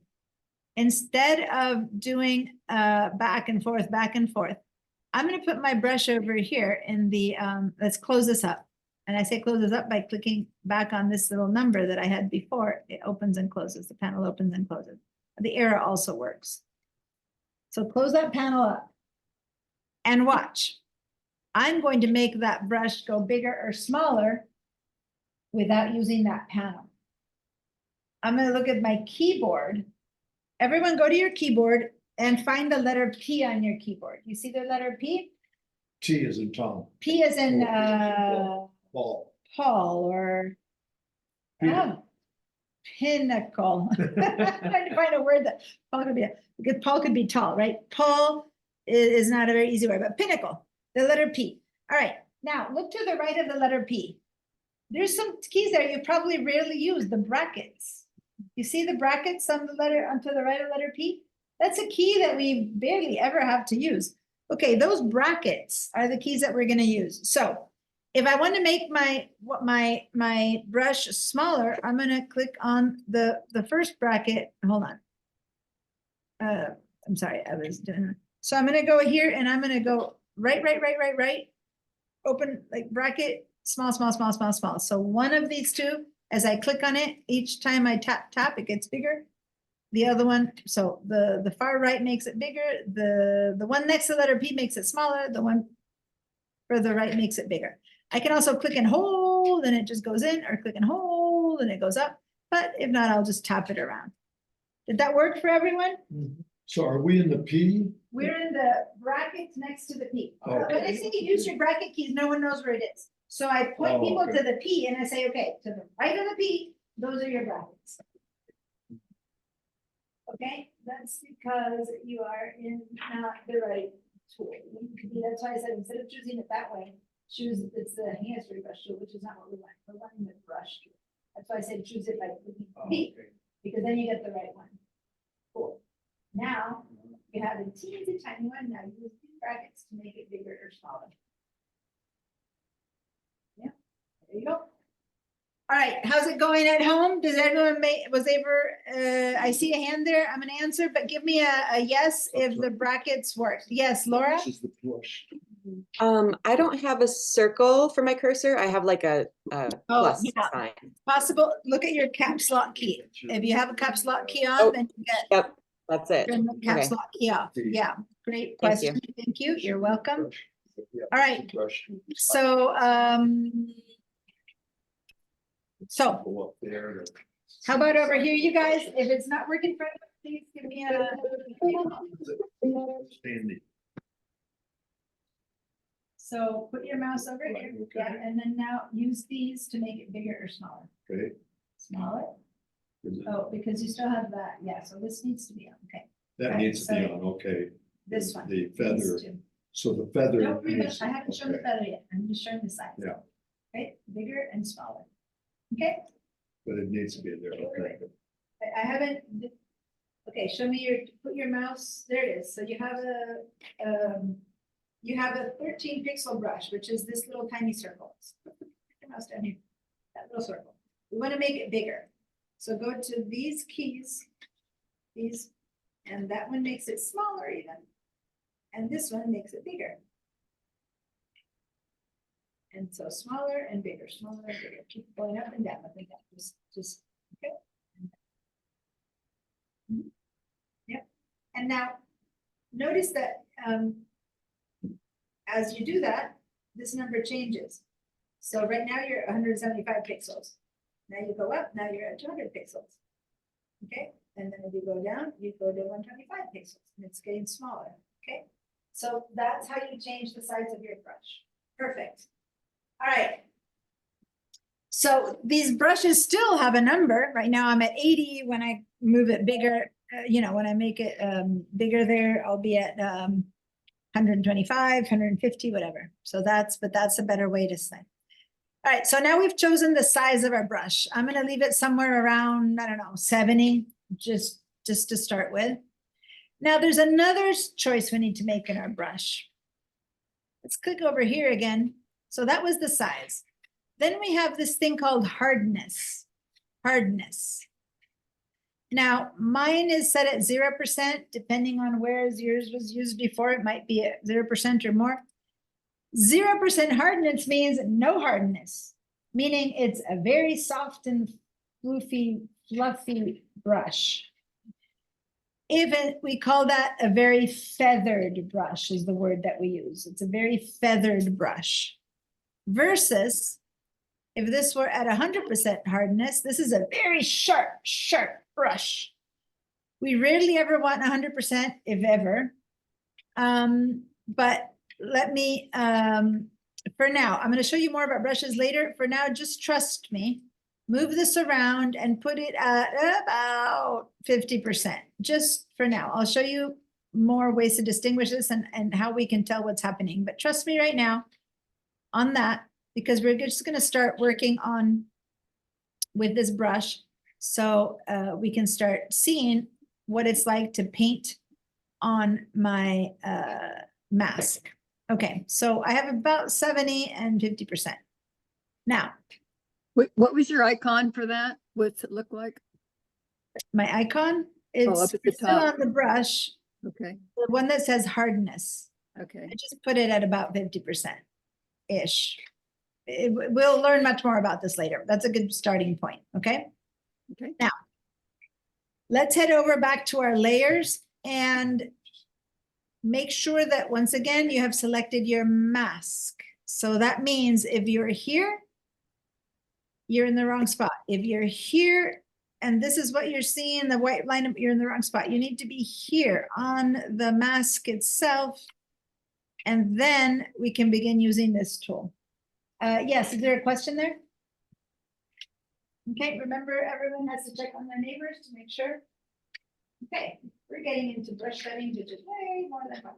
So let's put that to the box. Yeah, and then click on that again. Yeah, and then this hardness, we're gonna bring kind of to the. Yeah, and that brush a little bit bigger. Okay, and then now we're ready to go. I'm gonna make this a bit bigger for you. There we go, and we can ignore this, so we can. So put your mouse here, and we're about to do something. Everyone has their mask selected. Oh, we have two hue saturation tools again, which will be a mess. Go back in, and because later we won't understand why something. Go back up to the word from. Not there. To the word, not to the click button, to the word from. Yeah, and stay there. This is not, here you click on that and that is a bit of a mess. Just don't ever click on these boxes, click on the, okay. And now go select, you need to turn this eyeball on. You can see it, that one, that's off. And that one is off too, so you need to see your change, see that? Right, above that, there's the box. Yeah, now we're seeing this mask. Now put your mouse on this mask. And I'm gonna just make it bigger for you for now. Here, so that you can see what we're doing. Now, there we go. You're ready to go.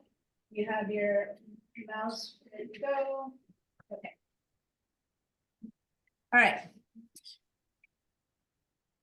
It'd be great if you share your notes with me later, Tom, because then I can share with people because you're taking such meticulous notes. Yeah. Okay. All right, is anyone needing my help back there? You're pointing to something? No, we don't need that. We don't need that. In fact, I was about to get rid of it, so we're fine. We're exactly fine. Okay, guys. Now watch. Don't do what I'm gonna do yet. Just keep your eyes trained on the board. I have black on my mouse. I have chosen a size for it, and I am selecting my mask. Those are the three things I needed to check on. Now, first, remember that what's underneath this layer is greenish kind of ocean, bluish kind of sky, yellow, orange, red, you know, wood. But I have obliterated those colors with this hue saturation mask, right? So what I want is I want to recover the color of my red first, my red margarita first. So I'm gonna make a hole in this mask by painting on it with this brush right over this margarita brush. So I'm gonna, just watch. I'm painting. Doesn't matter what I'm doing right now. So I really want you to watch it, what I'm showing you. I've made a hole. What do you mean I made a hole? Well, yeah, look over here on the mask. I have painted a black area. And I did it over here, which is kind of like, what do you mean you painted a black area? I'm only seeing the result over here, but that is what I just did. I am now turn this on and off, and everything else has changed color except for the area that I painted black. Remember I said it's as if I had put on a gorilla mask and I cut out a little hole to see my eyes. So on that white mask, I cut a little hole around the red margarita or whatever drink this thing is. And I am seeing the original red, the original eyes behind my mask. This is the original red. The mask is still there, making everything else change, but I am hiding, I am masking out from this effect, the red glass. Now I am going to do the same thing to this one that's now pink that used to be yellow, and I'm going to just kind of draw very, very abruptly here. And now, as you can see, you have another little shape here. I've painted more black. Okay, everyone, give that a try now. Take your brush and just target something and bring the original color back.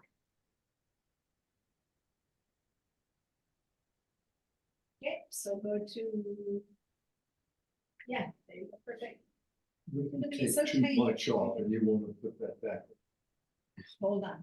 Then make sure everyone goes through the, okay, just start painting on the, yeah, just that. You made it a bit too small. Go back and make it big again.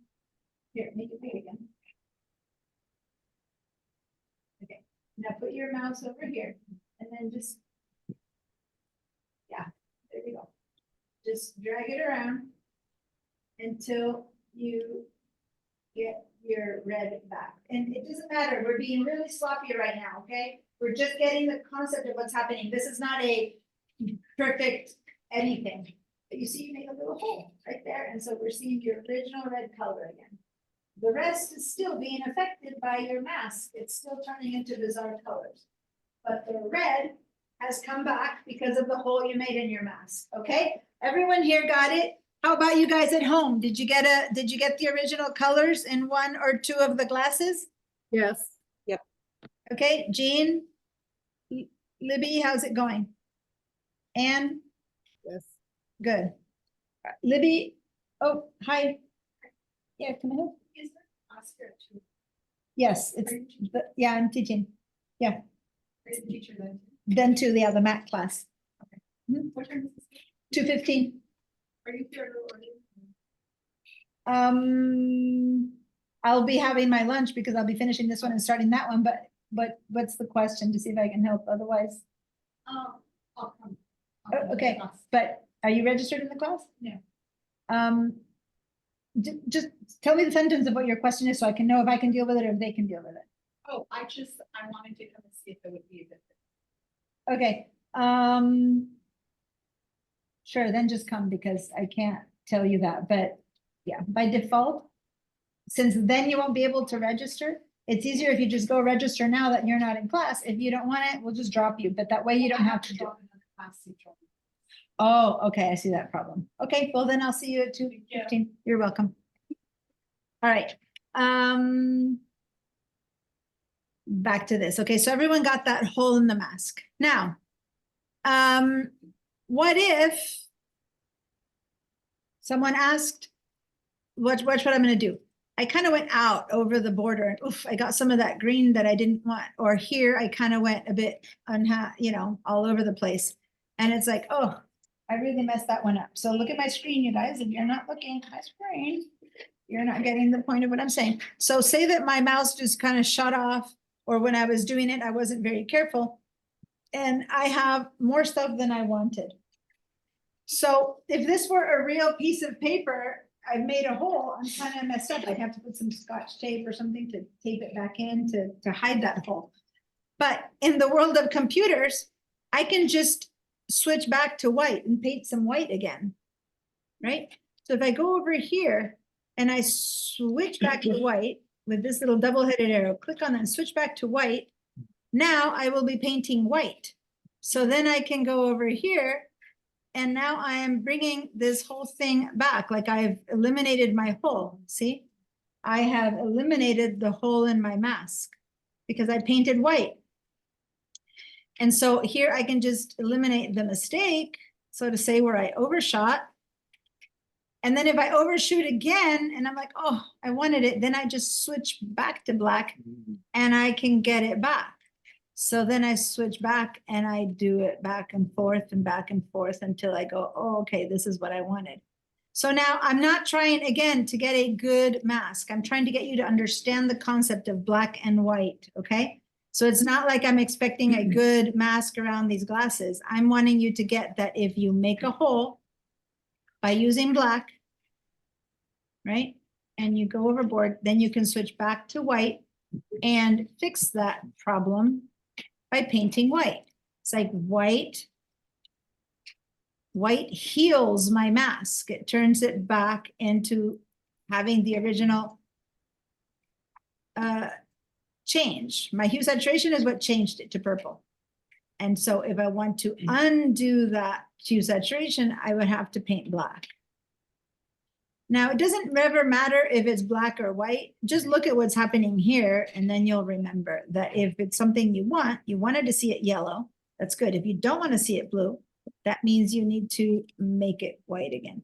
Now, one last thing before I go help people.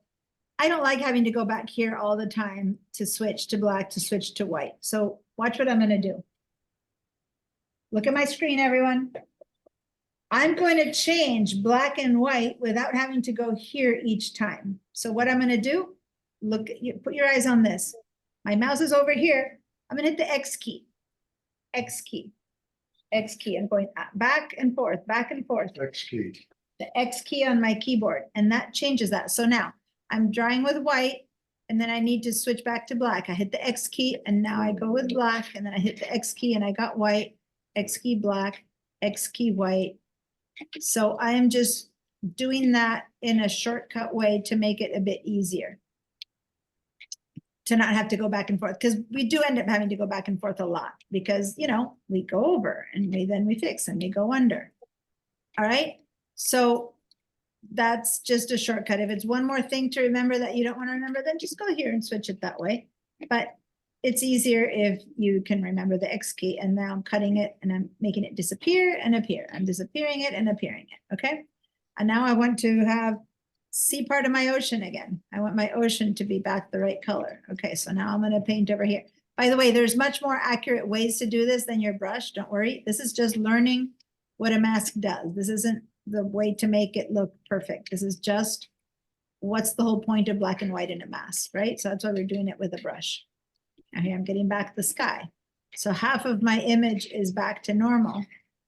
This right half of my image is back to normal and the other half is changed. And if I look at my mask, yep, this whole right side I painted with black, and the left side I have the mask.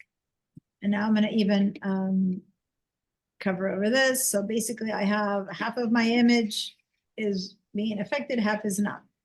If I go to my eyeball and turn the eyeball on and off, I discover that half of my image is being affected and half is not. Okay. Practice this back and forth. It's not about the margarita glasses or the brushes. It's just about learning what black and white does to a mask. So I'm going to go over here and I'm going to have you get rid of this guy. Yeah, one of them. So no, don't turn that on. Turn that off. That you just clicked over there. Well, I had to show you. Did not do that. No, the word brush tool. There we go. And now in here, we're fine. Now go over here and start painting. Yep. Remember that glass what used to be yellow. So you are seeing yellow again. You're not painting yellow. What you are doing, once you let go of your mouse, is you have painted a little black hole in your mouse with your black paint. Does that make sense? This is Guys, once you get this, you've gotten the gold of Photoshop. Masking is the most important concept, okay? And so it's not necessarily easy. There's so many easy things to change, but I'm showing you something that's deep. That way, every other class we have from here to the end, we're gonna use masking one way or another. So you'll get more comfortable with it, okay? Right now, it's just understanding what's happening. So any questions you have right now about what is actually happening here, please speak up. Please tell me what you are thinking or the questions that you might be having. And if it's all working really good and fine, those of you at home, give me a yes. If you have no questions, give me a yes. Life is good. If you have questions, raise your hands or say no and online. How's it going, guys? Are you all pretty? I mean, it's a big concept, so we're going to keep practicing it, but you're all pretty clear about what we're doing, which is hiding the effect of our hue saturation, which changed all our colors, on a portion of the image.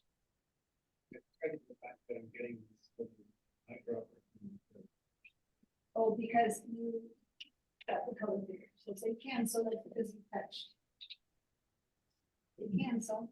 Remember when you touch one of these? So then go back. You got rain, so go, you got rain, so go here. Go. Yeah, don't touch these. And right above that, there's the two little black and white on the left. Look, yeah, come on. There you got black button. Okay, so now you can do that. Guys, at home, you're not seeing this, and everyone who's sitting here is not seeing that. But the most tempting thing in the world to do is to go back and click here again. This happens all the time. And if this box appears here, you might notice it, but sometimes the box appears there. So you click here and you're like, what's happening? What's happening? You might not be aware that that box appeared. You get like this little eyedropper. This is something that happens all the time because we just want to go and grab that color. We could go, I'm going to grab white, right? But by doing that, you get this box and a little like eyedropper pops up. And especially if you do use that eyedropper or do something with it, you might end up with some weird thing that when I go, oh, I was supposed to cancel. But say that you said okay, for chance, and see how now I have gray over here? Because I have chosen a different color. So what you need to do to get back to your black and white is go to this teensy little black and white that I haven't shown you right there, and I click on that and bing. It brings my white back to white and my black to black, okay? And this little arrow shifts it, click, click, click, and this switches it from another color that I might have mistakenly chosen, right? Back to black and white, so that I can go back to painting black or with my X painting white. All right, any questions? Barb, I don't see a yes. I think you have this concept, but give me a yes if all is good. Everyone at home has said yes. Everyone here, before I move on, any other questions? You reduce the size of the. So now, if you You're want trying to to get to a very change small this, size. where's your mouse? Move it so I can see it. Yeah. There it is. It's so tiny. You've gone down to 1 pixel. Yeah, because it's so tiny, nothing you do with that. There you go. And now you can, you've got white there, so you can paint over this and you can, once again, make this be the whatever desired color that your set, that your saturation made it be. Does that make sense? Well, you have white, which means that you are covering up the mask again. You are like making it that. So this is fine. I'm just showing you what happens here. It's not like you need to click on this right now. Just move your mouse out of the way and see how what used to be all black now is got a little feeling of white. Go ahead and keep going, and that's why it's easier to make your mouse going, and at some point it'll all be gone. And let me just say, stop for a minute with your mouse. Why don't you make this bigger so that it happens faster, just for a minute? Okay, go now. Cover up that whole glass. Yeah. And now look at what you did. You have no hole in your mouse. See how there's no black there? that means that the entire image is being affected by your lenses of a different color. Everything is being changed. The mask you created, and let me just get rid of this. This was our original one. And we went here and did hue saturation. And once the mask showed up right there, we changed it to something. We had it somewhere around here. Okay. Hue saturation is- It's an adjustment layer, and an adjustment layer mask is what this is. And then we say no or yes to it by changing the color. Back to white, it's like, oh,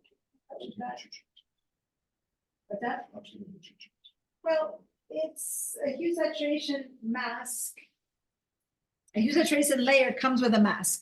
Let me say why I'm correcting you a little bit on that wording. Because this is a mask that's been applied to a hue saturation layer. But, and don't do this, you guys, for right now, just watch.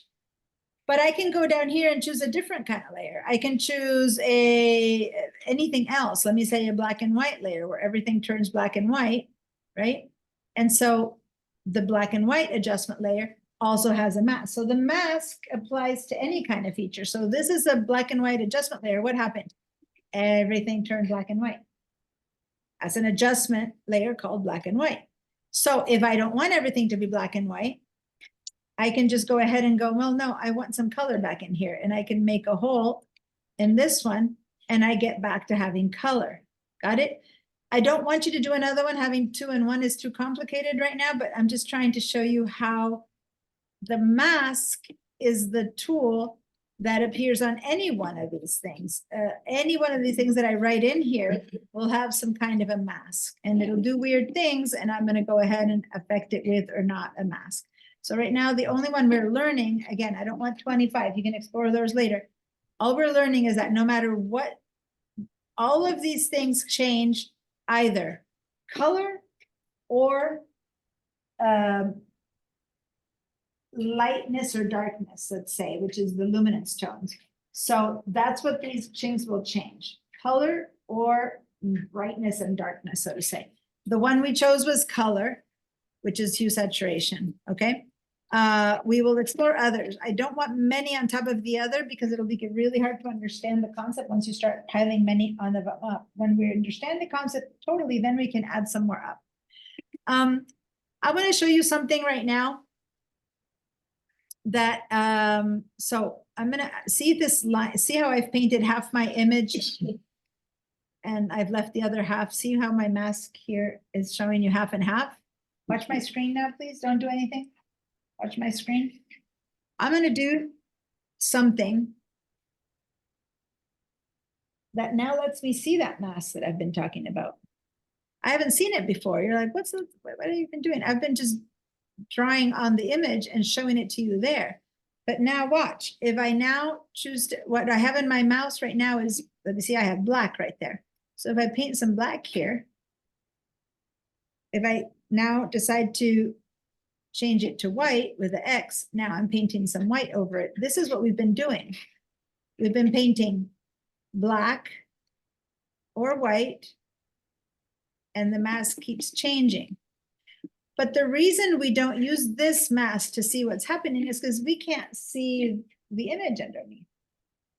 I don't see the image. I don't see the glasses. So how can I know where to put black or where to put white? I can guess that somewhere over here there was a glass, but it's very hard. And so although this helps me see what I'm talking about, it doesn't help me at all with the mask. So watch, I'm going to go ahead and paint every single thing with white for a second. I'm going to get this really big brush. I'm going to make everything be white. Okay, if I made everything be white right now here, what do you think will happen? Will I see everything the original colors or will I see everything the changed colors? Original color. Original. Yeah. If I click back to here and yeah, everything is, no, it's the changed colors, guys, because I am allowing the entire effect of hue saturation to affect the entire image. When this is white, when I have nothing in this mask, Paint back in. that means that the hue saturation is affecting the entire image. Then And when you paint with black, it does away with what you did with hue saturation when you Yeah. paint with black. so if I paint with black somewhere here, I'm gonna go to my black brush, okay, make it a bit smaller. If I paint with black over here, that is the original color. Anything that's black is the original color. And now what I'm doing is I'm holding down the Option key for Mac people or the Alt key for PC people. And then I give a little click right here. And now I'm seeing my my mask.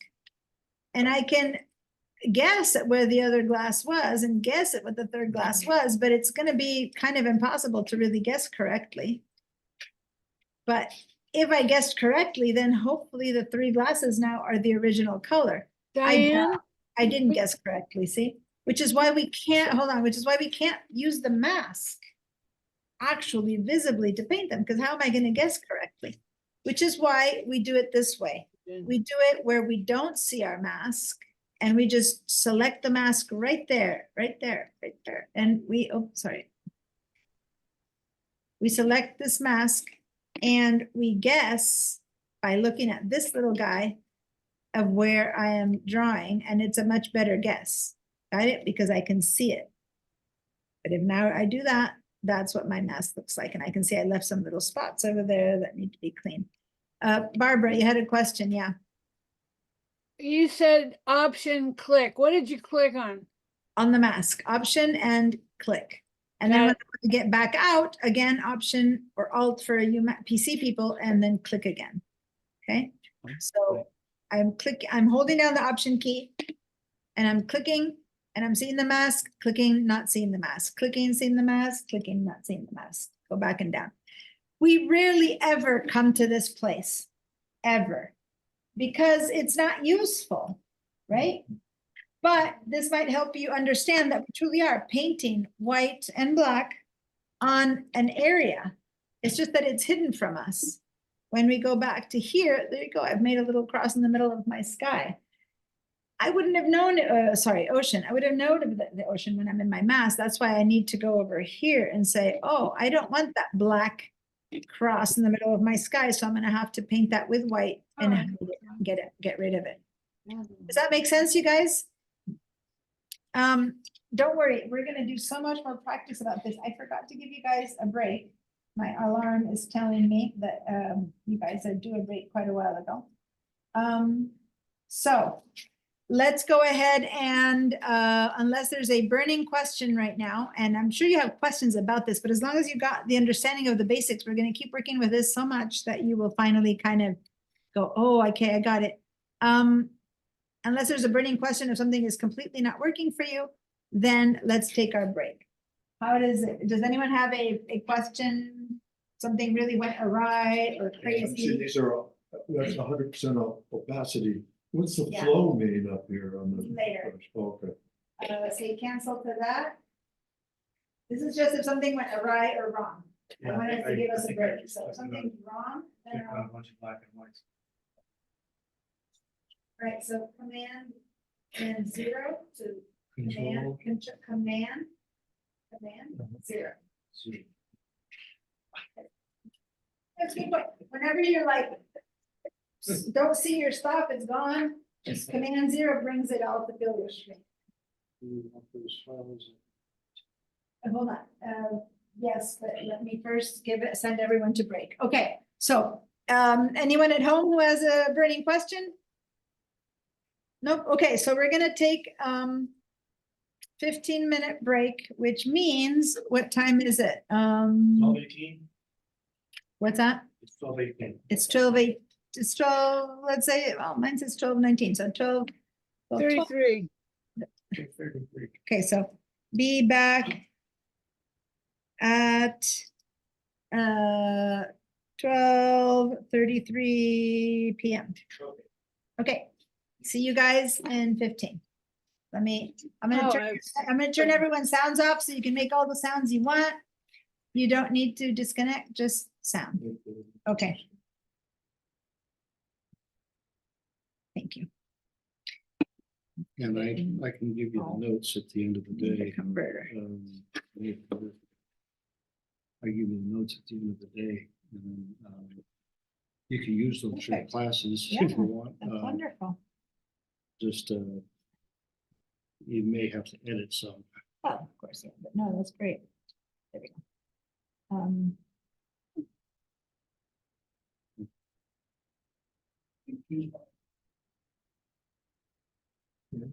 How do you add the history What's that? numbers, the number of histories? You Uh, said 50. You go to system settings, but these System computers settings. are already really, Photoshop is hard to work. I wouldn't add much more on these, but go to system, to the Photoshop settings, and you'll see where you can add history panel. Photoshop settings. I'm sorry, Back up. let me back up, let me see, which one? Okay, let's see. Climate change issues. Steps to starting a. So, the evaluation sheet there you might want. Okay.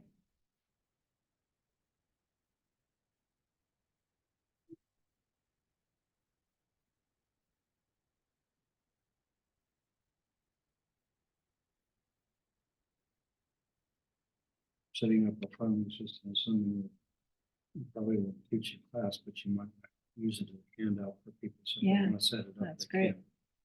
Perfect. Thank you And so much. I can give you the notes from the class at the end of the day. That's great. And if there's any edits you do on it, then I appreciate getting those edits as well. Perfect. It's wonderful. People sometimes want notes and stuff, and I'm like, well, since I change different things that I teach. When I write books, I go and do screenshots and have everybody follow along. Great, let's take a break, guys. I need to leave the room, so if you guys want to stay, you have to lock the room behind you. And if not, you need to come out with me and stay out until the end.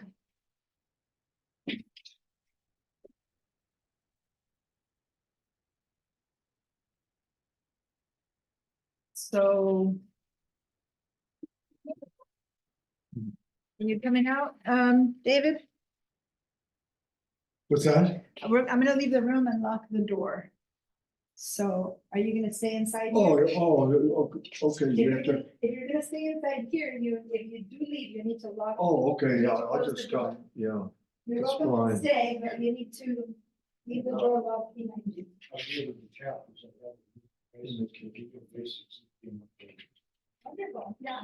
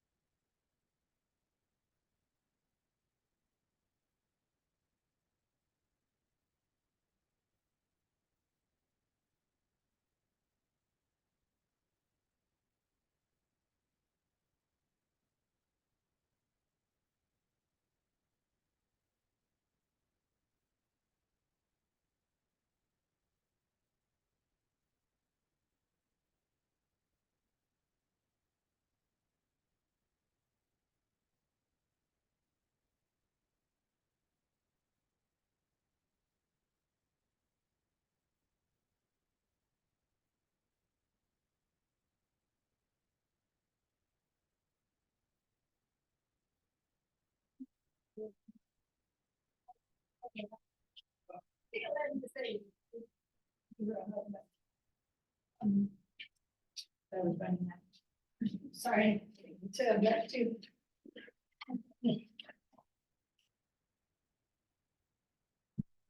You can sit back there in that chair for a little bit and finish it if you want. You need to. Okay. Oh.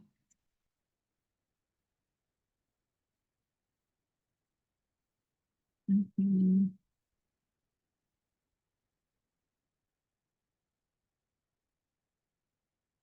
All right, can you guys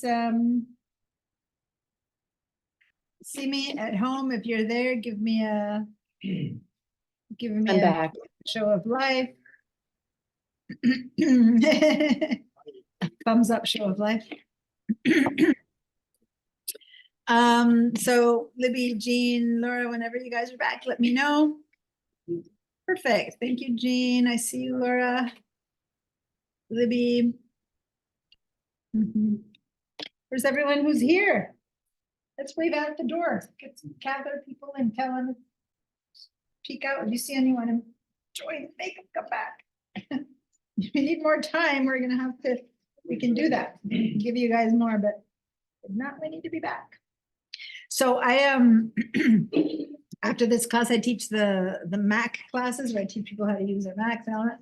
And one of the things I teach them is how to use the, on their phones, their Siri, which has some people use it a lot. I don't use it a lot, but what I use it faithfully for is for things like this, where I'll just tell my phone, I'll just go, Siri, set an alarm for 8 minutes. That way I know that it gives me 2 minutes to make it back from wherever I am, you know?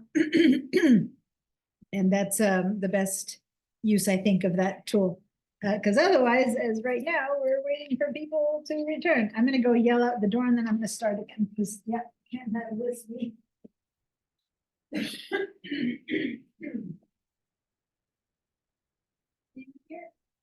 Back in. You can not eat, but you can drink from this back table and watch for a little bit until you're done with your food. And back. I didn't tell you, I didn't remind you to take your food, I'm sorry. So I should have reminded people, because when I leave this room, I lock it until I come back, and then people left their food in here. Sorry about that. All right. If someone stays here, that's fine, but people leave their computers and everything, and I don't want to leave the door open. So when I'm not here, that's why I lock it, because I don't want to have to carry everything with you. Okay. So let me move you guys over to the screen again. Maybe I see the question, it seems like whenever I get myself into trouble, it's the easiest way to get out of it is just to go back to the original icon. Yes, but sometimes when you've progressed enough, that's too far back, because you have to redo everything. But right now it still is, because we've only done 1 or 2 things, so it's good to just go straight back. How But do you just go straight back? in the history, you go back up 1 or 2 until you undo the mess that whatever mess has happened, you go back. Or maybe it's not even a mess. You've changed it to green and you go, I'd rather red. So you just go back and then you change it to red. It's not necessarily problems, but many times it's problems that something is doing something weird. You just go into your history and go back up until you find the spot where you left it that you were happy with. I'm going to share my screen again. And here we go. So what I was just saying to Mark's question, the easiest way when you notice that you're not in the right spot is that something is doing something you didn't want it to do, or that you messed up with something. Yes, to go back to the history and then search for your last thing. But watch my screen right now. I've been painting back and forth on this thing a bunch. And look how it says brush, brush, brush, brush, brush, brush. Brush, brush, brush. And then when I get to the top, I still see the beginning, but a few more brushes, and soon all of this will be hidden and I'll just have brushes and I won't be able to go back.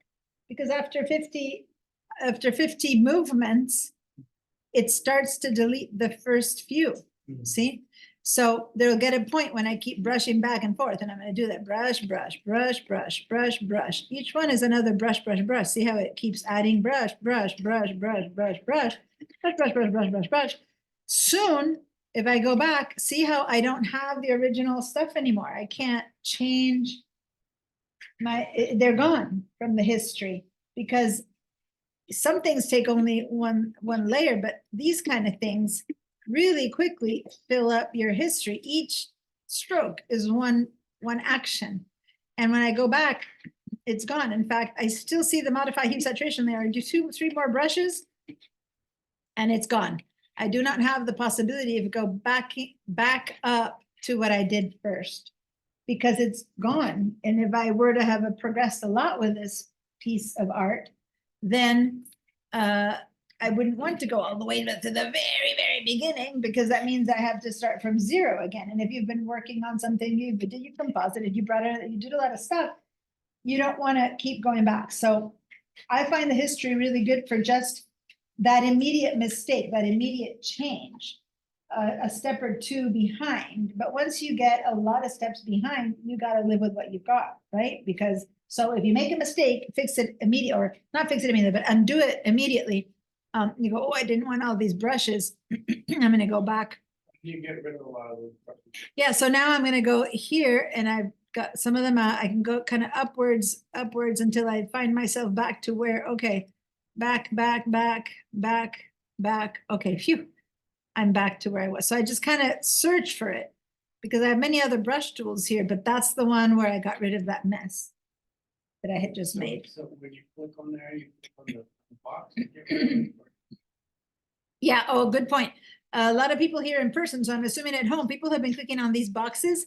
Do not click on these boxes. That's a whole different tool. It's the art history brush. It is not what we need. You need to click on the word. Thank you for asking that, on the word. If you click on this, that's a whole nother thing that I'm nowhere near ready to explain to you guys right now. So it's click on the word of your action, on the word of your action. And that's where you want to be. Okay. But now see, I can't go further back anymore. I'm done. If I were to want to undo this next step, or my hue saturation, I can't. Why? Because I have 50 actions here. Okay. So you have to be careful with how you use that history, because it's gone. I have a question. Can you delete some of the actions? No, they're done. You can't delete that which you have done. If over here you made a mess, but you don't want to lose this, you can't just delete that and not lose that. You basically can only go sequentially up or down. So yeah, good question. No, it's only up or down sequentially. So if you like what you did in the middle, but you didn't like what you did at the beginning, and you go back to the beginning, you've lost what you did in the middle. You can't do both. Okay. What's that little camera? Hold icon? on. There's been Laura has had her hand up for a while, so let me go with Laura. Yes. Okay, thanks. The history, does each layer have its own history, or is it just one history? It's one history. Lots of great questions. It's one history. Yeah. We only have one layer here, so you're not seeing that. But if we had many layers, you'd see it's one history total. So no, there's not individual. And you know what? And that's one thing I had never even thought of. So I like being surprised with questions that I had never even thought of. So no. And David, you're asking about a tool that I'm not ready to explain, the camera. He's asking about other stuff. There's so much to explain in Photoshop. I can't explain every single thing. That helps you capture states of things, and it's way more advanced than what I can explain right now. Okay, well, wouldn't that answer the question if you did a photo of that, what she's talking about earlier? Wouldn't that save the? It doesn't. It saves certain states to which you can come back to, but it still erases the rest of the history. So you can't, again, it's hard enough to understand one concept. So I don't want to get into the deep one. If you want to test it and see what it does in another file so that you can test. Here's my thing. For people who have more advanced questions, sometimes I can answer them and that's good for you, and the rest can just catch up later. But sometimes it's a whole other thing I'm not even going to explain. In which case, the good news of having so many other files here is open another one. Test out those things that you're asking me. And then if you have a specific question about it, then I can answer. But to explain the whole tool when it's not something I'm gonna explain, that takes me out. Does that make sense? But you're welcome to open another tool, do 10 things, and then try that camera, and then you'll see what it does, which is this, it saves the states of things. And then you can say, I noticed this, and I can answer a punctual question to you without interrupting the whole class. Does that make sense, you guys? I'm happy to have you guys explore more. But I can't explain the whole thing if it's not part of what I'm ready to explain. Got it? Happens in this history, there's a little, delete icon down there. Does that get rid of everything? Yeah, kind of. Yeah, but it's got more to do with states, and if I were to do that right now and delete the current state, it just deletes that one, and I lost the rest of my history. I can never go back up. So it's not ideal. I just undid that. It's like you never want to see all these again. You can delete the state, but that would not be what I want to do. Guys, the history tool is complicated enough on its basics, so let's not go into all the other details. Just don't click outside of what I'm showing you, and the rest we can explore a bit later. But right now, just don't click outside of the basics, because weird things can happen here. All right. I have a couple of things I want to ask you to do, but first of all, it's time to do it's time to do the a screenshot. Remember the Padlet? Didn't have a chance to explain the Padlet. Oh, there we go. I didn't have a chance to make the Padlet here yet. Oh, very important. Okay. So that's true. I did not, this was the short class, so I didn't get a chance to explain the Padlet yet. Okay, well, there we go. Good to know. Let me put this over here. What I'm trying to talk about is that there's something called a Padlet, which I'm going to show you right now in a second. I'm looking for the link. Oh, what? Hold on, it's easier to explain. I need to find the link to my Padlet. It's easier for me to. Okay, I don't have the link right here. Okay, so let me share my screen, my other screen. There we go. So here's what's going to happen. First, the explanation. Let me actually stop and have you guys look at me for a bit. For those of you who are here in person, it's easy for me to see your progress, right? Because I can see your screen. But for 4 years now, people have been only online. And for people who are online, I can't tell how they're doing unless they tell me, but I can't see their work. So what we're gonna do in this class, and I'm gonna have everyone do it, even if it's you guys who are here, is I need you guys to do a screenshot of the work done and to post it in this place called the Padlet. I will show it to you right now, so it doesn't matter what it's called. And that's how I can see the participation and where you're at. And remember, it's not whether you did it right or wrong. It's not like someone who knows more will be more advanced, someone who knows less will be less advanced. But the whole point is, are you advancing within your own knowledge? So if you started at 0, did you advance from 0? If you started at 10, did you advance from 10? So it's not about a comparison. It's for me to see that you guys are learning, because this class is a class that is part of a certificate. Now, some of you are like, certificate? I don't care about the certificate. I just want to learn Photoshop.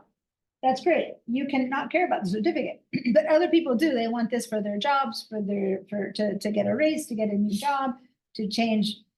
And then you can present that certificate to put it in your part of your resume, present it to your professional development hours and stuff like that. So I'm gonna have to grade you guys, even if you don't care about the grades. And the grade here is a pass, no pass kind of grade. So a pass, no pass means on a class like this, which is based on participation and not on exams, means that I need to see your work. So if you show me your work, not necessarily if it's right or wrong, but I'm showing me that you're working on it and attempting it, that's a pass, okay? So to show me your work, you need to post a screenshot of your work to this place called Padlet. So let me take you there and show you what I mean. everyone go ahead and open a browser, any browser, a browser of any kind that you want to open. And let me show you this first. And then we'll get, so first I'm gonna go there and then I'll give you the link. So I'm gonna go to this place. And it's actually, this is an example. Whoops, log in. I need to sign in. Log in, give me a second. I hadn't logged in time. You guys won't have to log into anything because this is my account. Okay.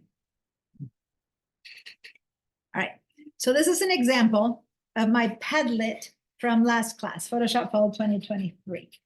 And the way it works is the work we do in class, the work you do, you will take a screenshot and post it. And then I'll have an idea of what you're up to and what you're doing and what you're not doing. Okay, so this is how our Padlet is going to look by the end of our class. Right now, the Padlet for this class is empty. So here it is, my HYFLEX Photoshop Monday and Wednesday. This is an empty Padlet. And what's going to happen is you guys are going to be filling it up with your screenshot. So let me go ahead and post in the chat. I have clicked on, those of you who are at home, you can click on the link that I just gave you and you'll find it. Now you guys here are not on Zoom, so you don't have the link. So what I need you to do is to go to the handouts to click on the link. So let me show you how to do that. First of all, because I also want you guys to remember how to get to the handout. So if everyone opened up a browser, ideally you'll use Safari in this class because it works a bit better, but it doesn't matter otherwise. And let's go to sbcc.edu. This is taking you back to the handouts that I took you last week. You're in the handouts already, okay? So sbcc.edu. Yeah, just those are those. Go up here, click on sbcc.edu. We're also over here, sbcc.edu. Okay, perfect. And then on the left side here, this big old P, you'll click on that P for pipeline. And then here you need to sign in with your username and password. Okay. And I need to do this two-factor authentication. So I'm about to get a code. 781456 to log in. And once you're here, I'll bring you back here in a second. I want to go make sure that I've got the code there. So when you guys get here, hang in for a second. I'm going to make sure. I have a feeling that in the Padlet instructions, I did not put.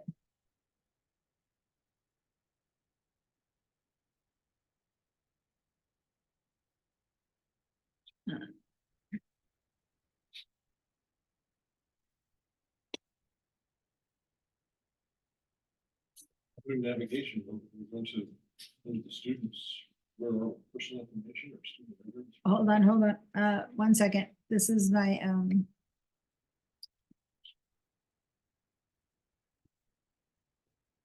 one second. I just that I had the Padlet.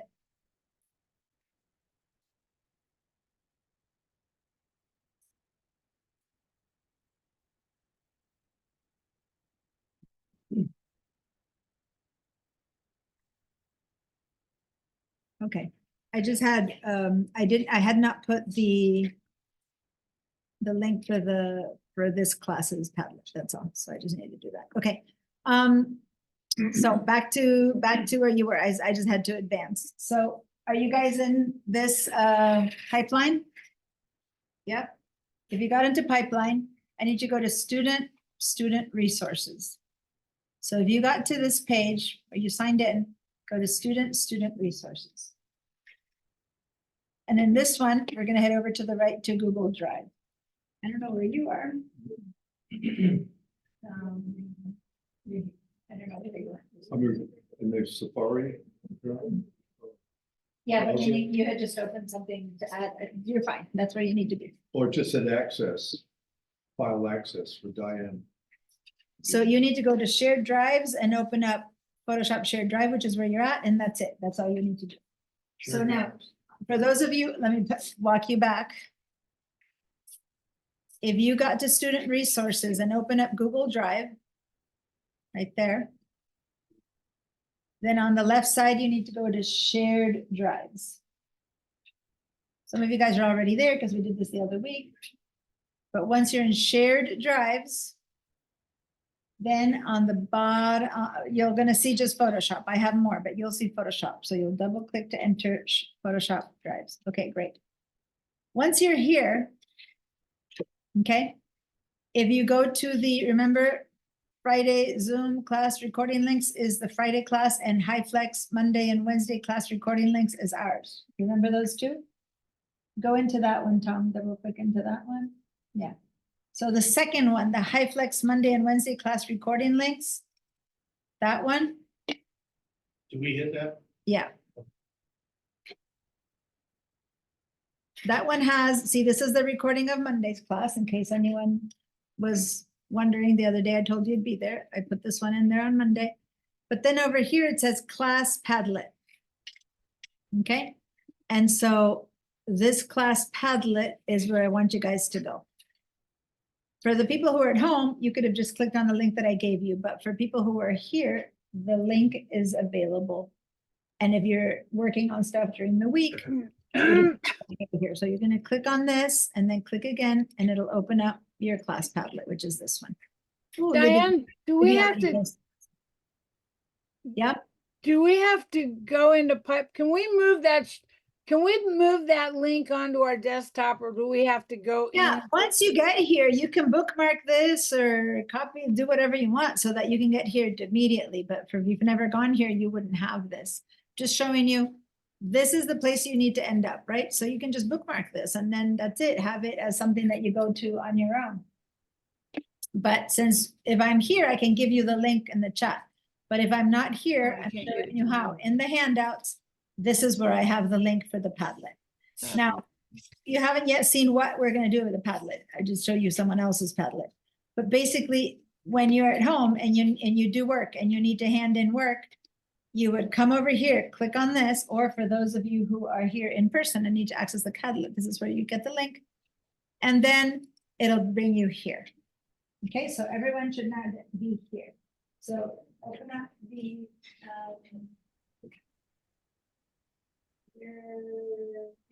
go back up here, in the class 5, here, go back one, and this is the.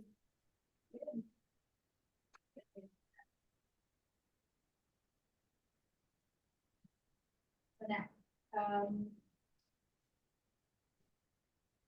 I can't get it to move. okay, so these are the links for this class. So double click on there. Here's all the links for this class. And that's the class Padlet. Okay, I'm looking around. Everyone else seems to be here except for you. Let me see. Chrome now, yes. Yeah, it doesn't matter. You should be in shared drives. Okay, and double click. It doesn't matter if it's Chrome or Safari. It doesn't matter. Okay. Shared drives, open up Photoshop. Shared drive. Okay. Click. Second one down. HYFLEX, no, Oh, no. third, sorry. Okay. If I click on that, this is this class's next. Okay. And then over here, you'll see the link to the Padlet. Okay. Nice, good job right there. So what do we need to do with this is we need to do a screenshot. Now, if you're on a Mac or on a PC, my first post is how to do screenshots in case you don't know. But what we're gonna do is we're gonna go back to Photoshop, right? I'm gonna go back to Photoshop right now. And I'm gonna do a screenshot of this to show where I'm at. I want to see the altered colors plus the mask where a bit of the colors is when some of the colors are been brought back to the original by using a mask. Lou. So click on this. I just did. No? Maybe you're.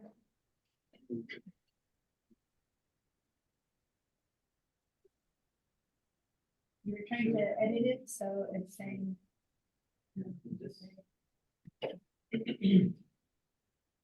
Mouse not working.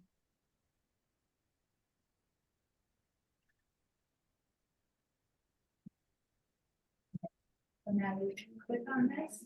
Why is it? You ended, because you ended in some kind of an edit thing, which is what you had done before. It's like you wanted to edit the stuff. You don't want to do that. There you go. You were in edit mode. Click on this. Okay, now do that. I don't know. See what it, click on that and then click again on that link. I think you were right clicking or something and get into Padlet. Okay, so guys, we're gonna go back to Photoshop. Okay, and we're going to do a screenshot. So for all you Mac people and anyone at home who's a Mac, follow these instructions.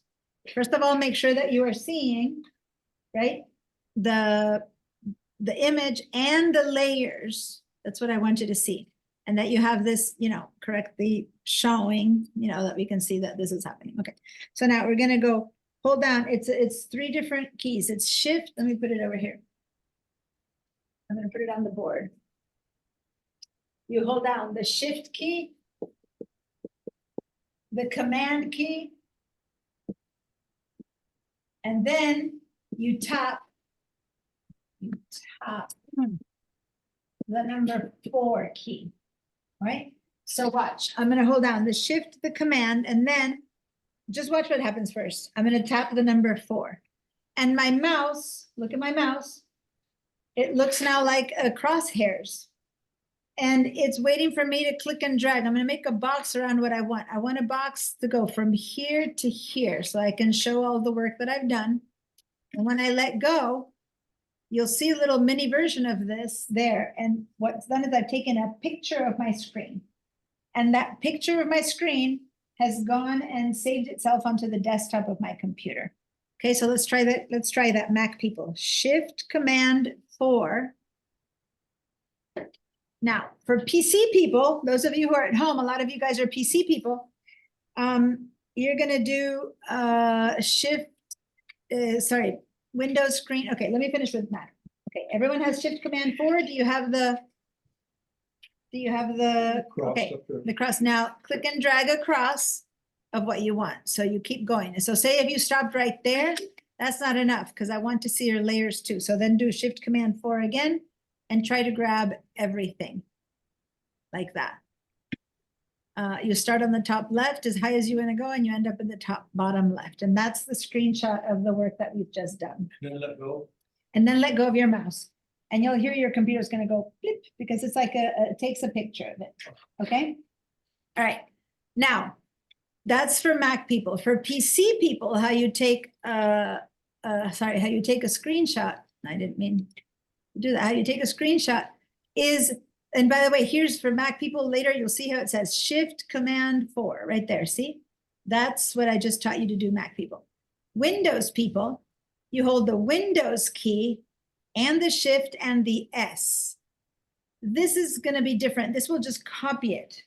It'll copy what you're showing, but it's the same way. You'll get the kind of a crosshairs, you'll get everything goes kind of gray on the windows, and then you click and drag around the areas that you want, and that gets copied onto your computer. All right, onto your memory. The clipboard of the computer is where the memory is. All right, once you've done that, Mac and PC people, now we get to do a, down at the bottom right, you see a plus sign.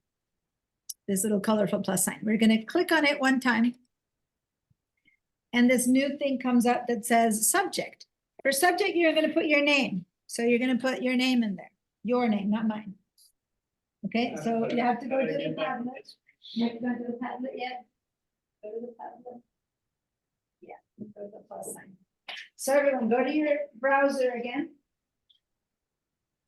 You did it here, your browser. Oh, you didn't go to your Padlet yet? Hold on, you needed to find it on your browser file. So let me go back into SBCC.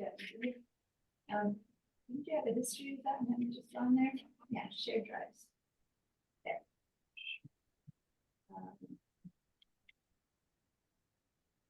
so this is in the class handouts. Click on that. That you close it. Okay, you close it. Here you go. So now that's the plus sign. Where's the plus sign? You need to be in your packet. So go to your browser. Get that? And are you in your browser? Okay, I took the, with a screenshot for, you know, with this, and then I just went down all the way over. You did. Oh, yeah, I did it already, then I just, Good. So now go to your browser, Safari. right, Oh, but you're still in screenshot, no, so you have to go to your browser. Now that's the plus sign. All right, so you go to the plus sign, you write your name, and then for people, I'm gonna click on here, and whoever has a Mac person, you Mac people, click on this little purple icon, the first one that says upload a file. And then on the left side, go to your desktop. And let me see how your computer is going to show up this way. Go to your desktop. Let me see how it shows up for you. You need to go to the top screenshot. Yeah, that one. Go to your desktop and look for the top screenshot. I need to see, I have so many screenshots here. I'm gonna modify mine to say the other thing. And it's right there, it's my top screenshot. And then I'm gonna say open. I'll help you find it if you don't know how to do file management. I'll say open. Hold on, I'll help you, and then there's a screenshot. So basically we need to find it. Now, if you see your desktop, you could also have just dragged it in by catching it. For people who are on a PC, you can click in here where it says write something incredible, and then you can just do a paste. You can do a right click. Sorry, you can do a command or control. You guys are PC people, control and then V. And if you do control V, anything that you pasted here is gonna work. Let me go ahead and say publish for mine. And I heard someone say it's not working. Who's that? Oh, I'm sorry, I'm talking out loud, thinking out loud. Okay, but did you need a hand? If it's not working, no. Oh, I'm back on the photograph. I just, Okay, do you need help getting everyone? I'm seeing, okay, Laura did it and Jean did it. And EMC equals MC20. Who was that? My photo's not in there. Okay, so we need to put your photo in there, exactly. So give Right. me a second. And then Anne, I see Anne and Barbara haven't done it yet, and quite a few of the people here in person haven't done it. So I'm gonna help you guys do it. But first of all, who's this? Is that you? Who wrote themselves as E equals That's MC2? me. Okay, put your name in there later because this is for attendance purposes and I need to know. But go ahead, you can add that and add your name. So then if you go to this one that you already did, click on here where it says edit. You can do that yourself. And then when you edit it, then you're back here and then we can bring in that image, okay? Same with Mark. But for anyone else who hasn't done it yet, click on this plus sign, okay? And put your name. So this is Deanna 2 because I'm doing a second one. Now, is that when everyone is here, I'll help you continue. So everyone here. it says submit. Click on No, don't submit until you put your photo in there. Oh. Otherwise it'll look like John's. well, like selected it and then, Hold on. Everyone has their name. They're good. Now, It's in here. select this little first purple icon right there. First purple icon. Click on that. You need to first make it, well, you already did it though. You already did yours, so you're fine. But I don't- No, the rest of you appears anonymous, just your name does. I'm bigger because it's my board. I did it when it was-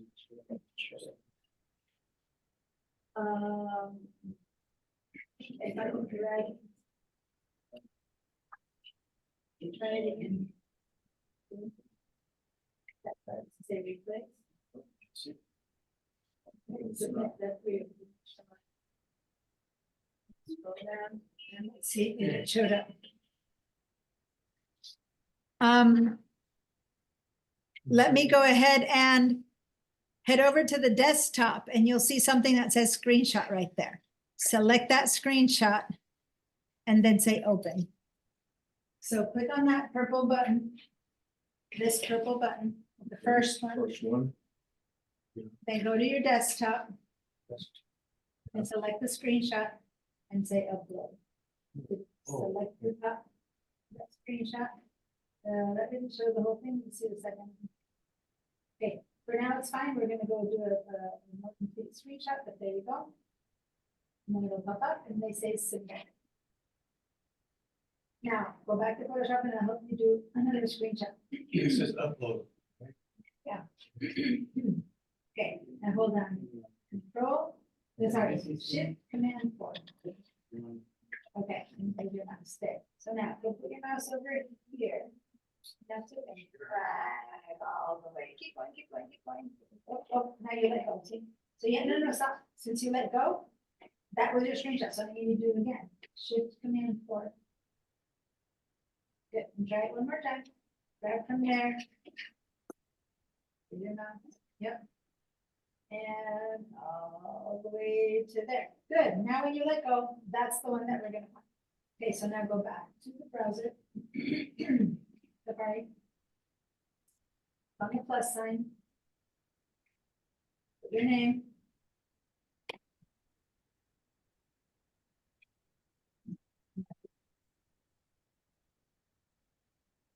Get the 111. Yeah, that's right.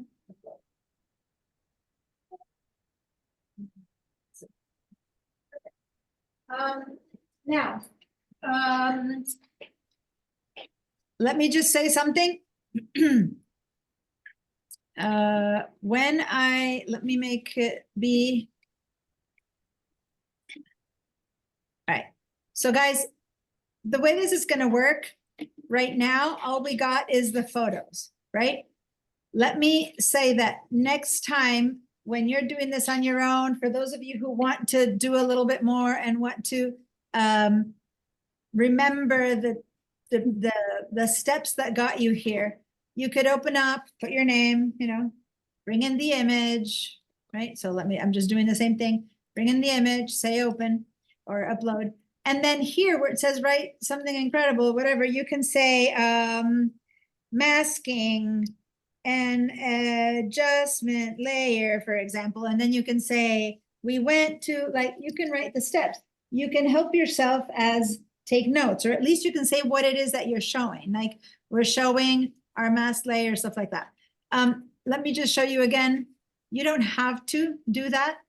But let me show you again other Padlets where some people do that and some people don't. So it's not saying you have to do it, but what happens is I see how people here it says, since I printed the window, or you can just tell me, I like how this turned out because of that. This person says, I set the black and white balance, then I selected a sky mask, then I did a foreground mask.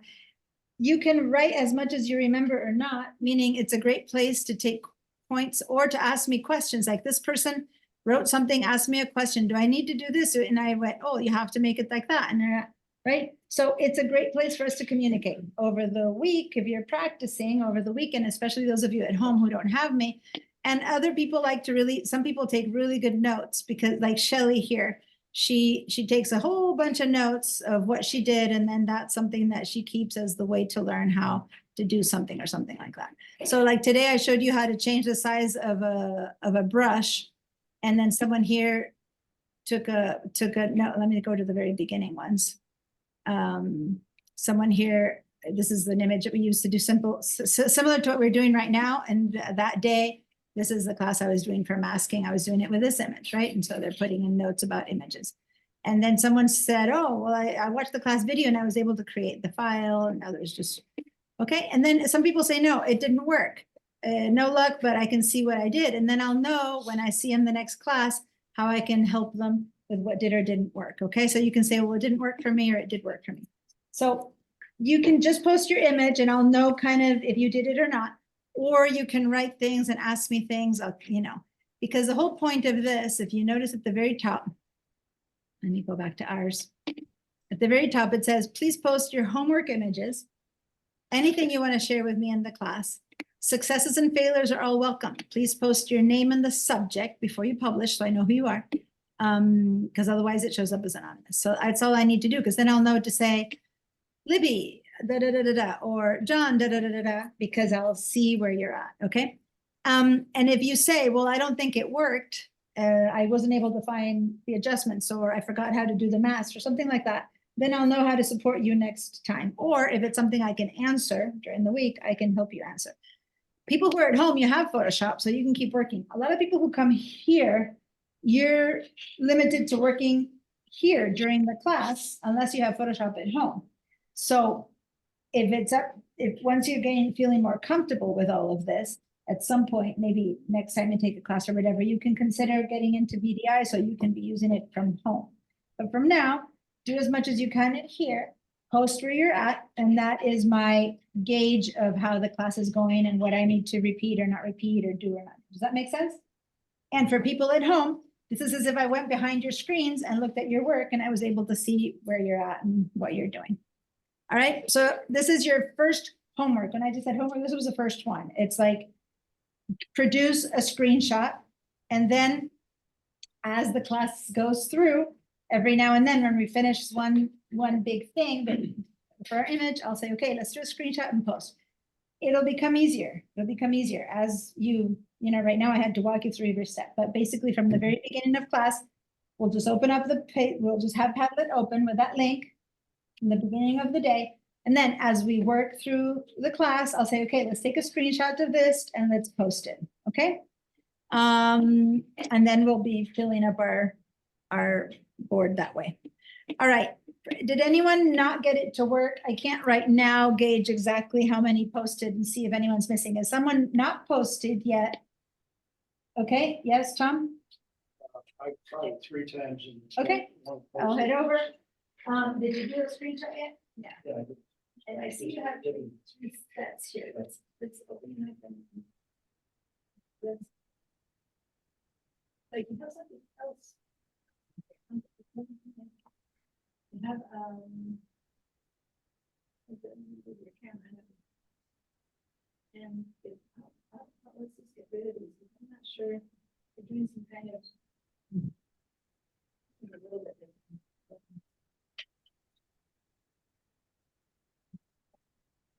You have a screenshot. Sure. Oh, you made it? Okay. So, Mom. You can either, let's just go grab it this way.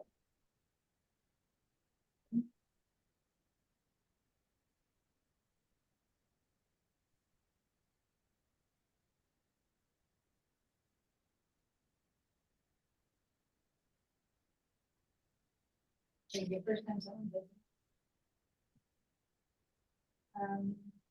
Refresh. In fact, close the screen. And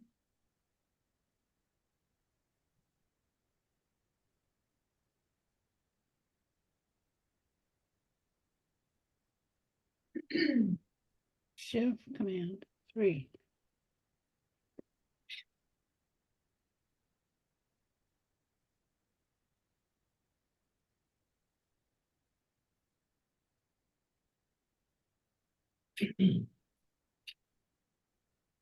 it's like, I'm afraid it asks you to allow things to come in at a certain time. And I think as it, which I feel told that some. Because yeah, that- I-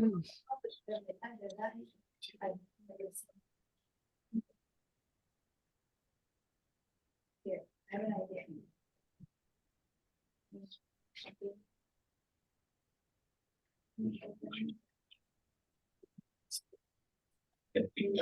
Just that all the way. I'm trying to learn those. Yeah, second, guys, because for someone, this is truly not going, and I need to see what's happening. Because this is.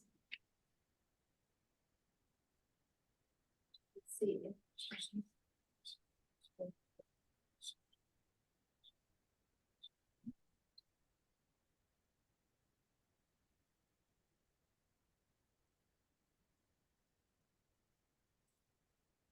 Never.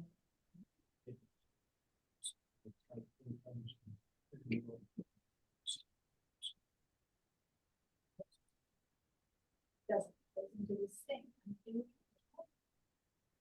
Upon upload conditions. It's like it's not uploading. What is it uploading? I do not know. It basically does it. How can you build it upload? How do you do your screenshot?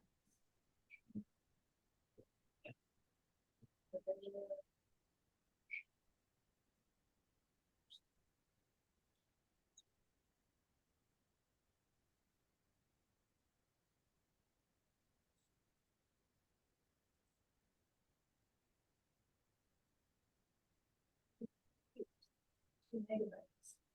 Screenshot.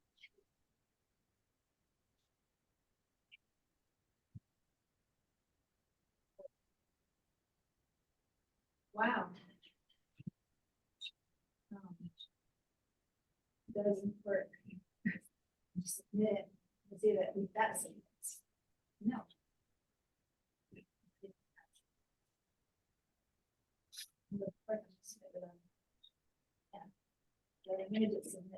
I don't know what to say. I've never had this issue. Maybe the public has some. I've never ever seen this. For now, just say that. Say I did it, And then we'll have to figure it out. Okay, sorry, there's for some strange reason, I've been using this for 4 years, and for Tom, the image just doesn't upload, so I don't know what is happening, but it's okay, because I've seen you. If this were someone at home, I wouldn't see their work, but since I've seen you and your work, that's fine. Okay, Question, yes. this is Ann. So I tried to redo mine, and in subject, I put my name, but it still says anonymous. I can't see Yeah. where I, It says anonymous for everyone up at the top. You need to just put your name as a subject down there, like you did on Ann Miller. You can't change the name on top. okay, Libby did though. Yeah, Libby, you must have an account of your own. I was gonna say, because do you have a Padlet account that you signed into?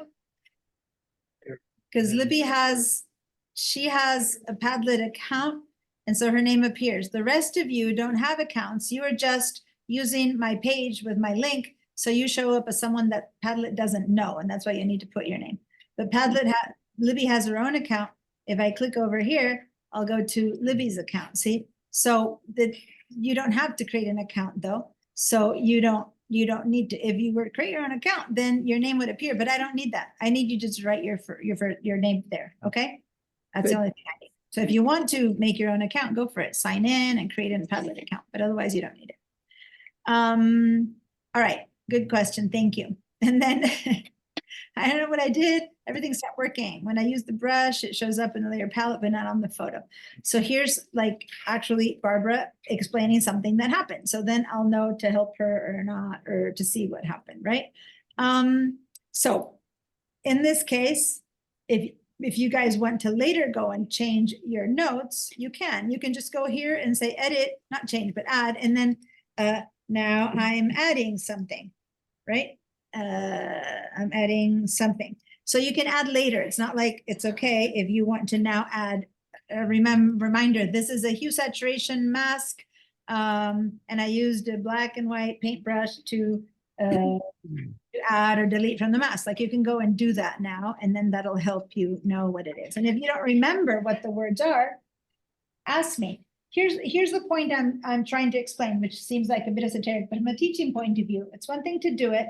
It's one thing to say it. It's one thing to write it. The memory comes in different ways and your body gets it. And if you had to hear me say hue saturation adjustment layer 10 times, but you've never said it yourself, it's harder for you to remember. Well, once you say the words hue saturation adjustment layer, it kind of begins to stick. Once you write it, it sticks again. You know what I'm trying to say? So there's a method to my madness, why I'm trying to get you to, if you can and you want to, write what you did, because then that helps you remember it. Yeah, have you ever, as a kid, when I had to study for exams, when you write down your notes that you're going to review, then that is studying. You know, I don't know if that ever happened to you, but just by writing it down, you remember what you wrote.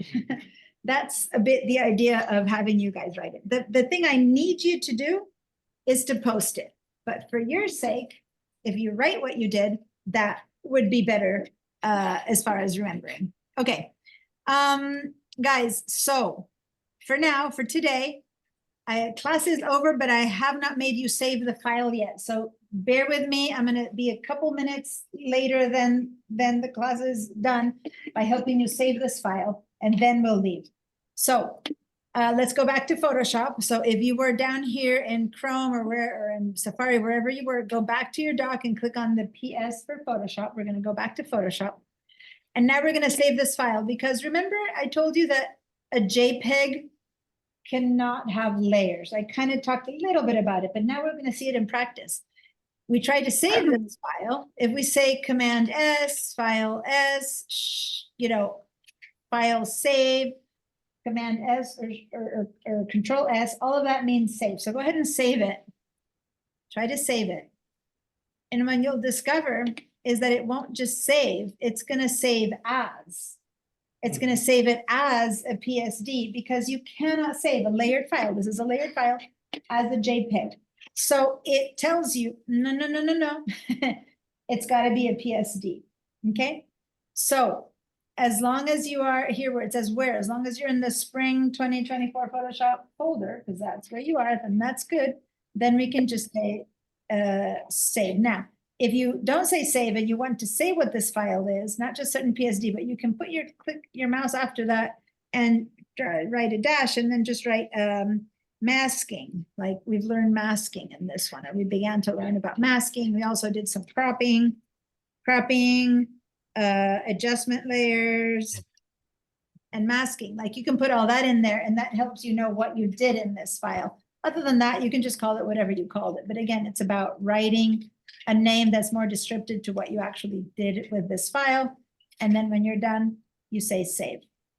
They say the defaults to save as. Or can you go ahead and go? If you save knew, as? and you said save as, that's fine. But if you said save, it's gonna save as anyway. So it's because it cannot save a JPEG. Then it'll say Photoshop format options, maximize compatibility. You'll say yes. Okay, thank you. That means that different versions of Photoshop will be able to open it. So you always say yes to that. And then you're done. And now look, the file that we're working with now is straighten. I wrote cropping, adjustment layers, masking.psd, Photoshop document. Okay. And when you go back to your bridge, you'll see that now we have we have the straighten original, and then we have the new one next to it. The straighten, cropping, adjustment, whatever you called it. So now we have both files, the JPEG and the layered file. Okay. If this Question. hold on, because for the only one, I'm chopping my alarm. 1 second. And you're a little bit different because you're on VDI. So I'm going to help you in a second. Everyone else, once you've saved, you can close Photoshop, bridge, everything you want. And the most important thing is, and if you're on a Mac, you can quit by saying Adobe Bridge, quit a bridge, and then Photoshop, quit Photoshop. That would be a good way. But most importantly, oh, and then you can quit Chrome. But the most important thing for everyone who's sitting here, please go to the Apple and say log out before you leave. Do not forget to log out, okay? For those of you who are sitting here. So for the rest of you, unless you have any questions about anything that happened, and Anne, I'm going to help you with saving, but everyone else who's not on VDI, yeah, go ahead and I'll see you next week, okay? Next Monday. Meanwhile, remember you have homework. I attached a file to last week's, to the email for the homework that you need to read that Pixels handout. All right. And if you don't understand it, that's okay. I'll explain it, but I don't want you to start from zero. By reading it, you'll have some idea of what I'm talking about. Just read it. All right. I'm going to help. Diane, Yeah. quick question. I lost my level. How do I bring it back? Your level. Yeah. I don't know what you're talking about when you say level. You know the level that you draw across to. Oh, the straighten for the, and you have to go to the Straighten. cropping. You have to go to the crop tool. Oh, okay, thank you. There it is. Okay, great. And do you want to share your screen so I can help you figure out how to sign to get you to save? Yeah. Oh, great. Let's Hey, you need You're a, welcome. you need a shutdown on this. Not right? shut down, a log out. Log out, okay. Thank you, guys. I'll see you Monday? on Monday with the handout read, please, hopefully. Okay, Anne, give me a second. I'm copying a file that someone's heading me here, and then I'll be with you. Should say log out. Which one? Photoshop Pass Notes. Yeah, that's it. And I then can I'll- get it this time. Great, thank you so much. You can modify them some, but you might.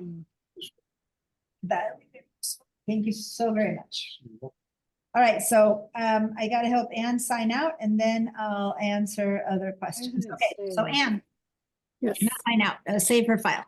Because when you try to save your file, you don't have permission to save in this one because it's my shared folder, right? So say, would you like to save in the document? Just say no for now and I'll show you how to do it. Say no.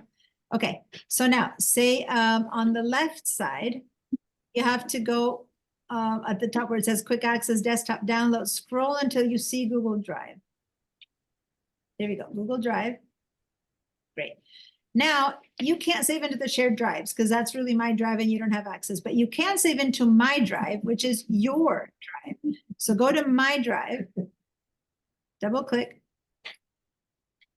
And over here, if you want to put in a folder called Photoshop files or whatever, but this is your Google Drive. When you go to Google Drive, you'll find your files here, or just save right here. It doesn't matter. But if you want to put a folder of all your class files, you can create a new one and save Photoshop class files or my Photoshop files or whatever. My Photoshop experiments or it's like your practice files, and then you can save into that. Okay, so you can go. Spell. Yeah, I know. Cool. Okay. So Photoshop. down there to the bottom, say open, so that now you can open that folder. Open right under, open one more to open that folder. Yep, It's open. open, yeah, to open the folder you just created, yeah. Okay, and now you can save. Cool, and now say okay to that. So your class files are in one folder and your handouts are in another. I could help you. You know what? Because I'm in a little bit of a hurry. I'm going to do something here. I'm going to do it for you. I'm going to say, I'm going to do something called request remote control. When you see that sentence, if you say yes, you'll probably have to go and give me permissions in the permissions folder. Go ahead and say yes to that. Okay. Approve. It's Okay, good. So now don't do anything. Don't move your mouse. Don't move your mouse. I'm going to fix this for you a little bit because it's going to be, otherwise you're always going to have to do this. So I'm going to go over here. I'm going to copy this folder. I'm going to go into your Google Drive, into my drive, into Photoshop files, and I'm going to paste its copying. Give it a second.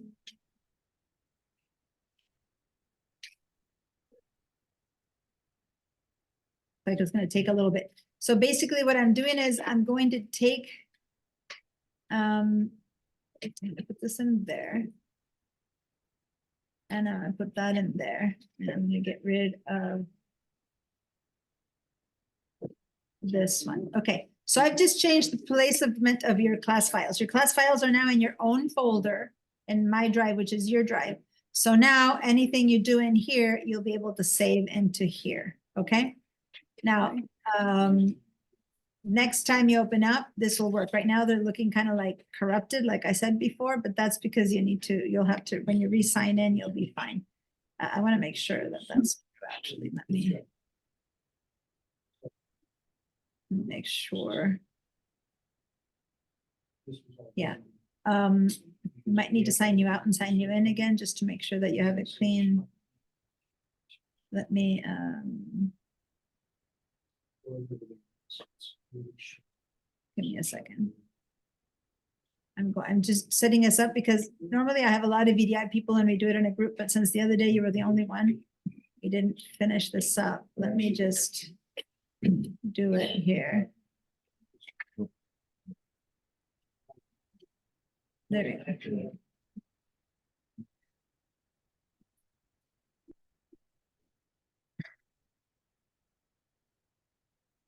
Okay, so. Can you? Oh, this is what happened last time. Why in the world is your Verizon thing popping in? It drives me crazy. That's just bonkers. This is new and I have to deal with it. You know how you said it works differently than when what I'm telling you? Right. This is, I don't know why it does that. Okay. It's like it wants, yeah, Bridge to begin to do something. It's kind of crazy. Continue, finish signing in.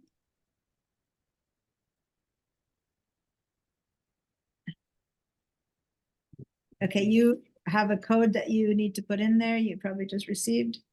Yeah, even though I said to remember this computer. Because it's VDI, it doesn't. If it weren't VDI, it would remember, but yeah. Okay, now don't use your mouse anymore. So right there, can you use the Photoshop on that screen that we just passed? No, it's a completely different Photoshop. You can't use that one. It doesn't give you access to files. It doesn't give you access to the desktop. It is a completely different creature. So it's weird, but yeah. Okay, so now you need to finish signing in. Okay. It's going through its steps because So I don't think you can see this, but it says, click OK to grant permission for full Okay. screen. Go ahead and say that. I have no idea why it doesn't let you sign in. This is driving me crazy.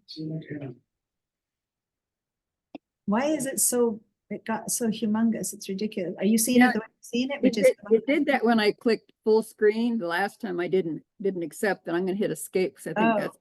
yeah. Hit escape. Go ahead and hit escape. I did. This is what's weird. Why is Edge butting in? I have no idea. And this is what's driving me crazy. Close Edge's window. That's what's new that didn't happen before. Never. And that's why it's when I said, oh, it's different when we video. I've never had this Edge start. This is something new that Edge wants to butt in. Looks like Microsoft has woven itself into this. But now I'm not able to get you out of this mode.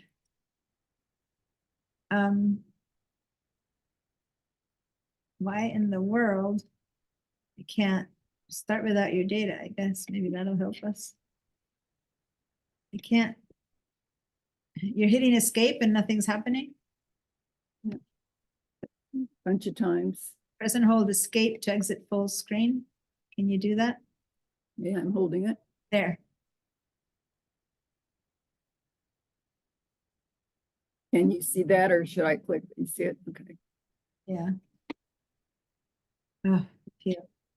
Okay, that's better. Now let me get rid of Edge.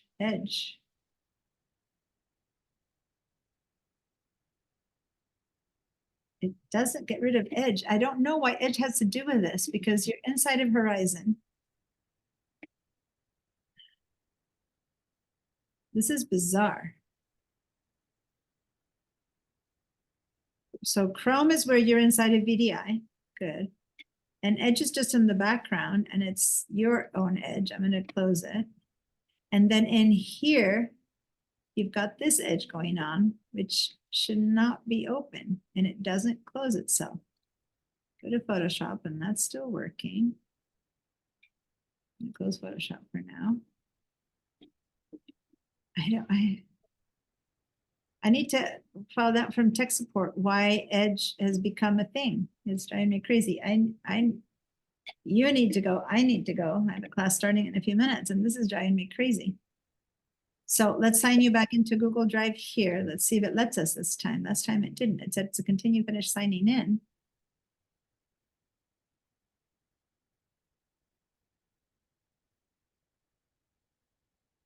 It should be taking you to Pipeline like it did last time.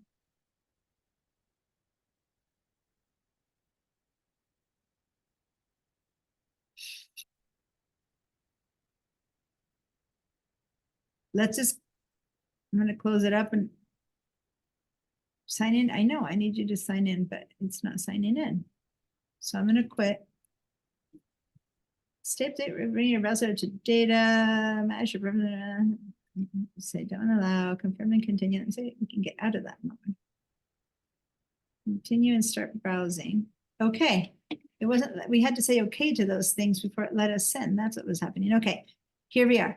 Can you go ahead and put in your username and pipeline.sbcc.edu?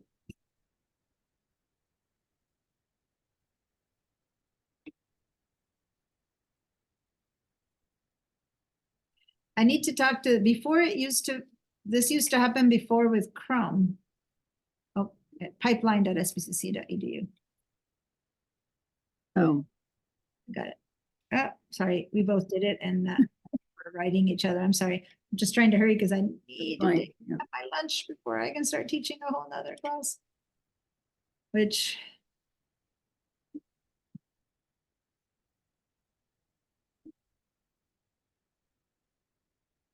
Hmm.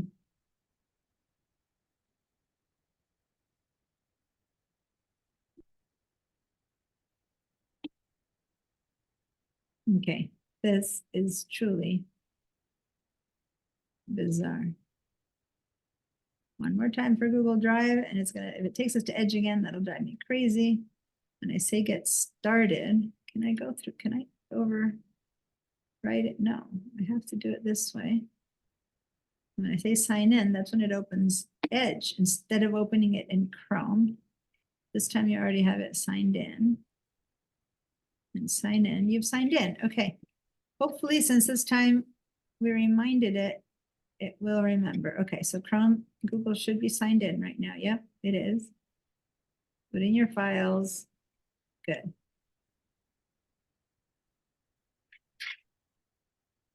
All right. That's fine. We don't need that. Okay, good. So now you're signed in. Now, if we were to do bridge again, I want to make sure that the transfer happened.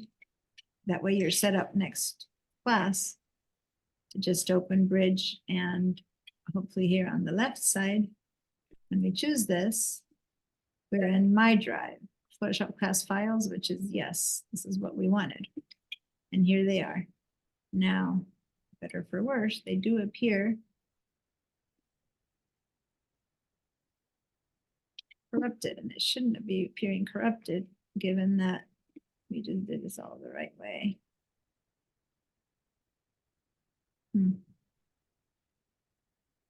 me see. Do you have a question for me, Manuel, or? Yes. Because I really, really do need my lunch. So just ask me while this is working. What's the question? Well, I really wanted to have stuff on my laptop. From your VDI, yeah. You need to do this, everything that we're doing here with Ann. It's not simple to use. VDI, okay, why is it corrupted when I did all the stuff right? Okay. To this PC, Google Drive, my drive, Photoshop files.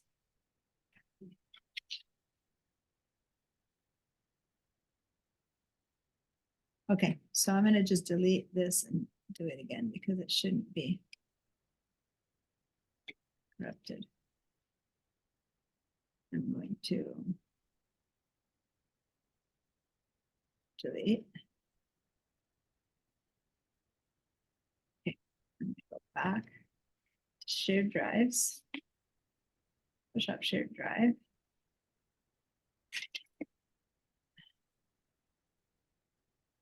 Get this guy, copy it. Or instead of copy it, let's do this. Let's do a duplicate. Oh, because a duplicate won't work. Okay, copy.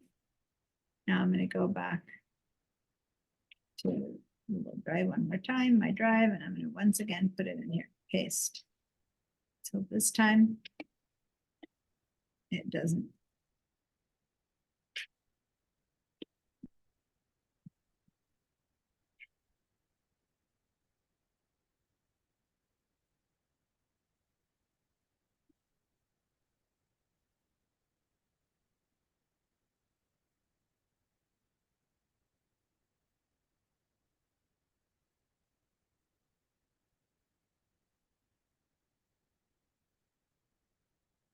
You're still corrupt? No, good. It's cleaned up. It's not corrupted anymore. Cool.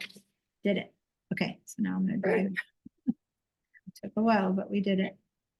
Ah, come on.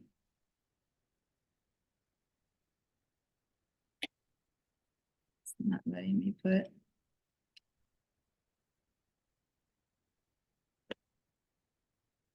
I'm just trying to make the shortcut for you, but.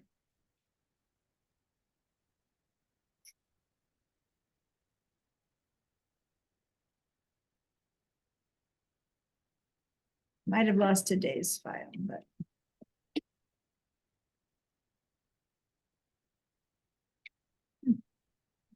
Well. It's resisting giving me the shortcut to put it here. But it doesn't matter. What I'm gonna do this is I'm gonna put this shortcut. Can I do my drive? No, it's not wanting me to do any shortcuts. Arr.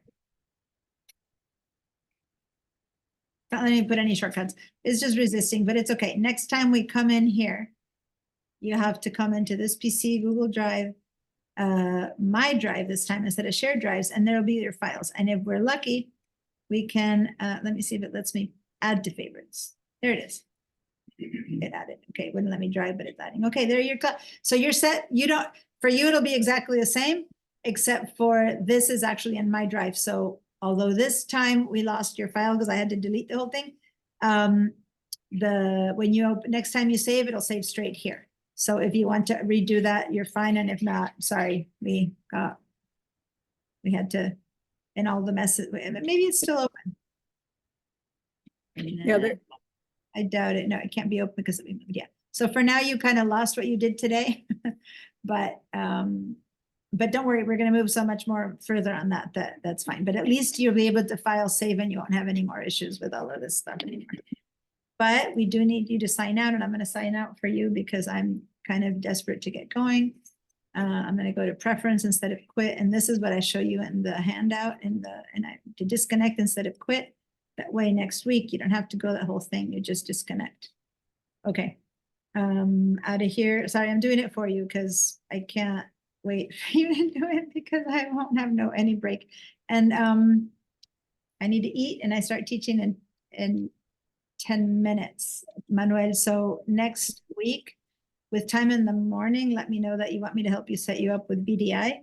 But I sent a recording of how to access VDI, and you tried it and it didn't work? No, I haven't tried it because. There we go. You're all done, Anne. Thank you. all right, thank you. Bye. Bye. So Well, what's up? my question right now is,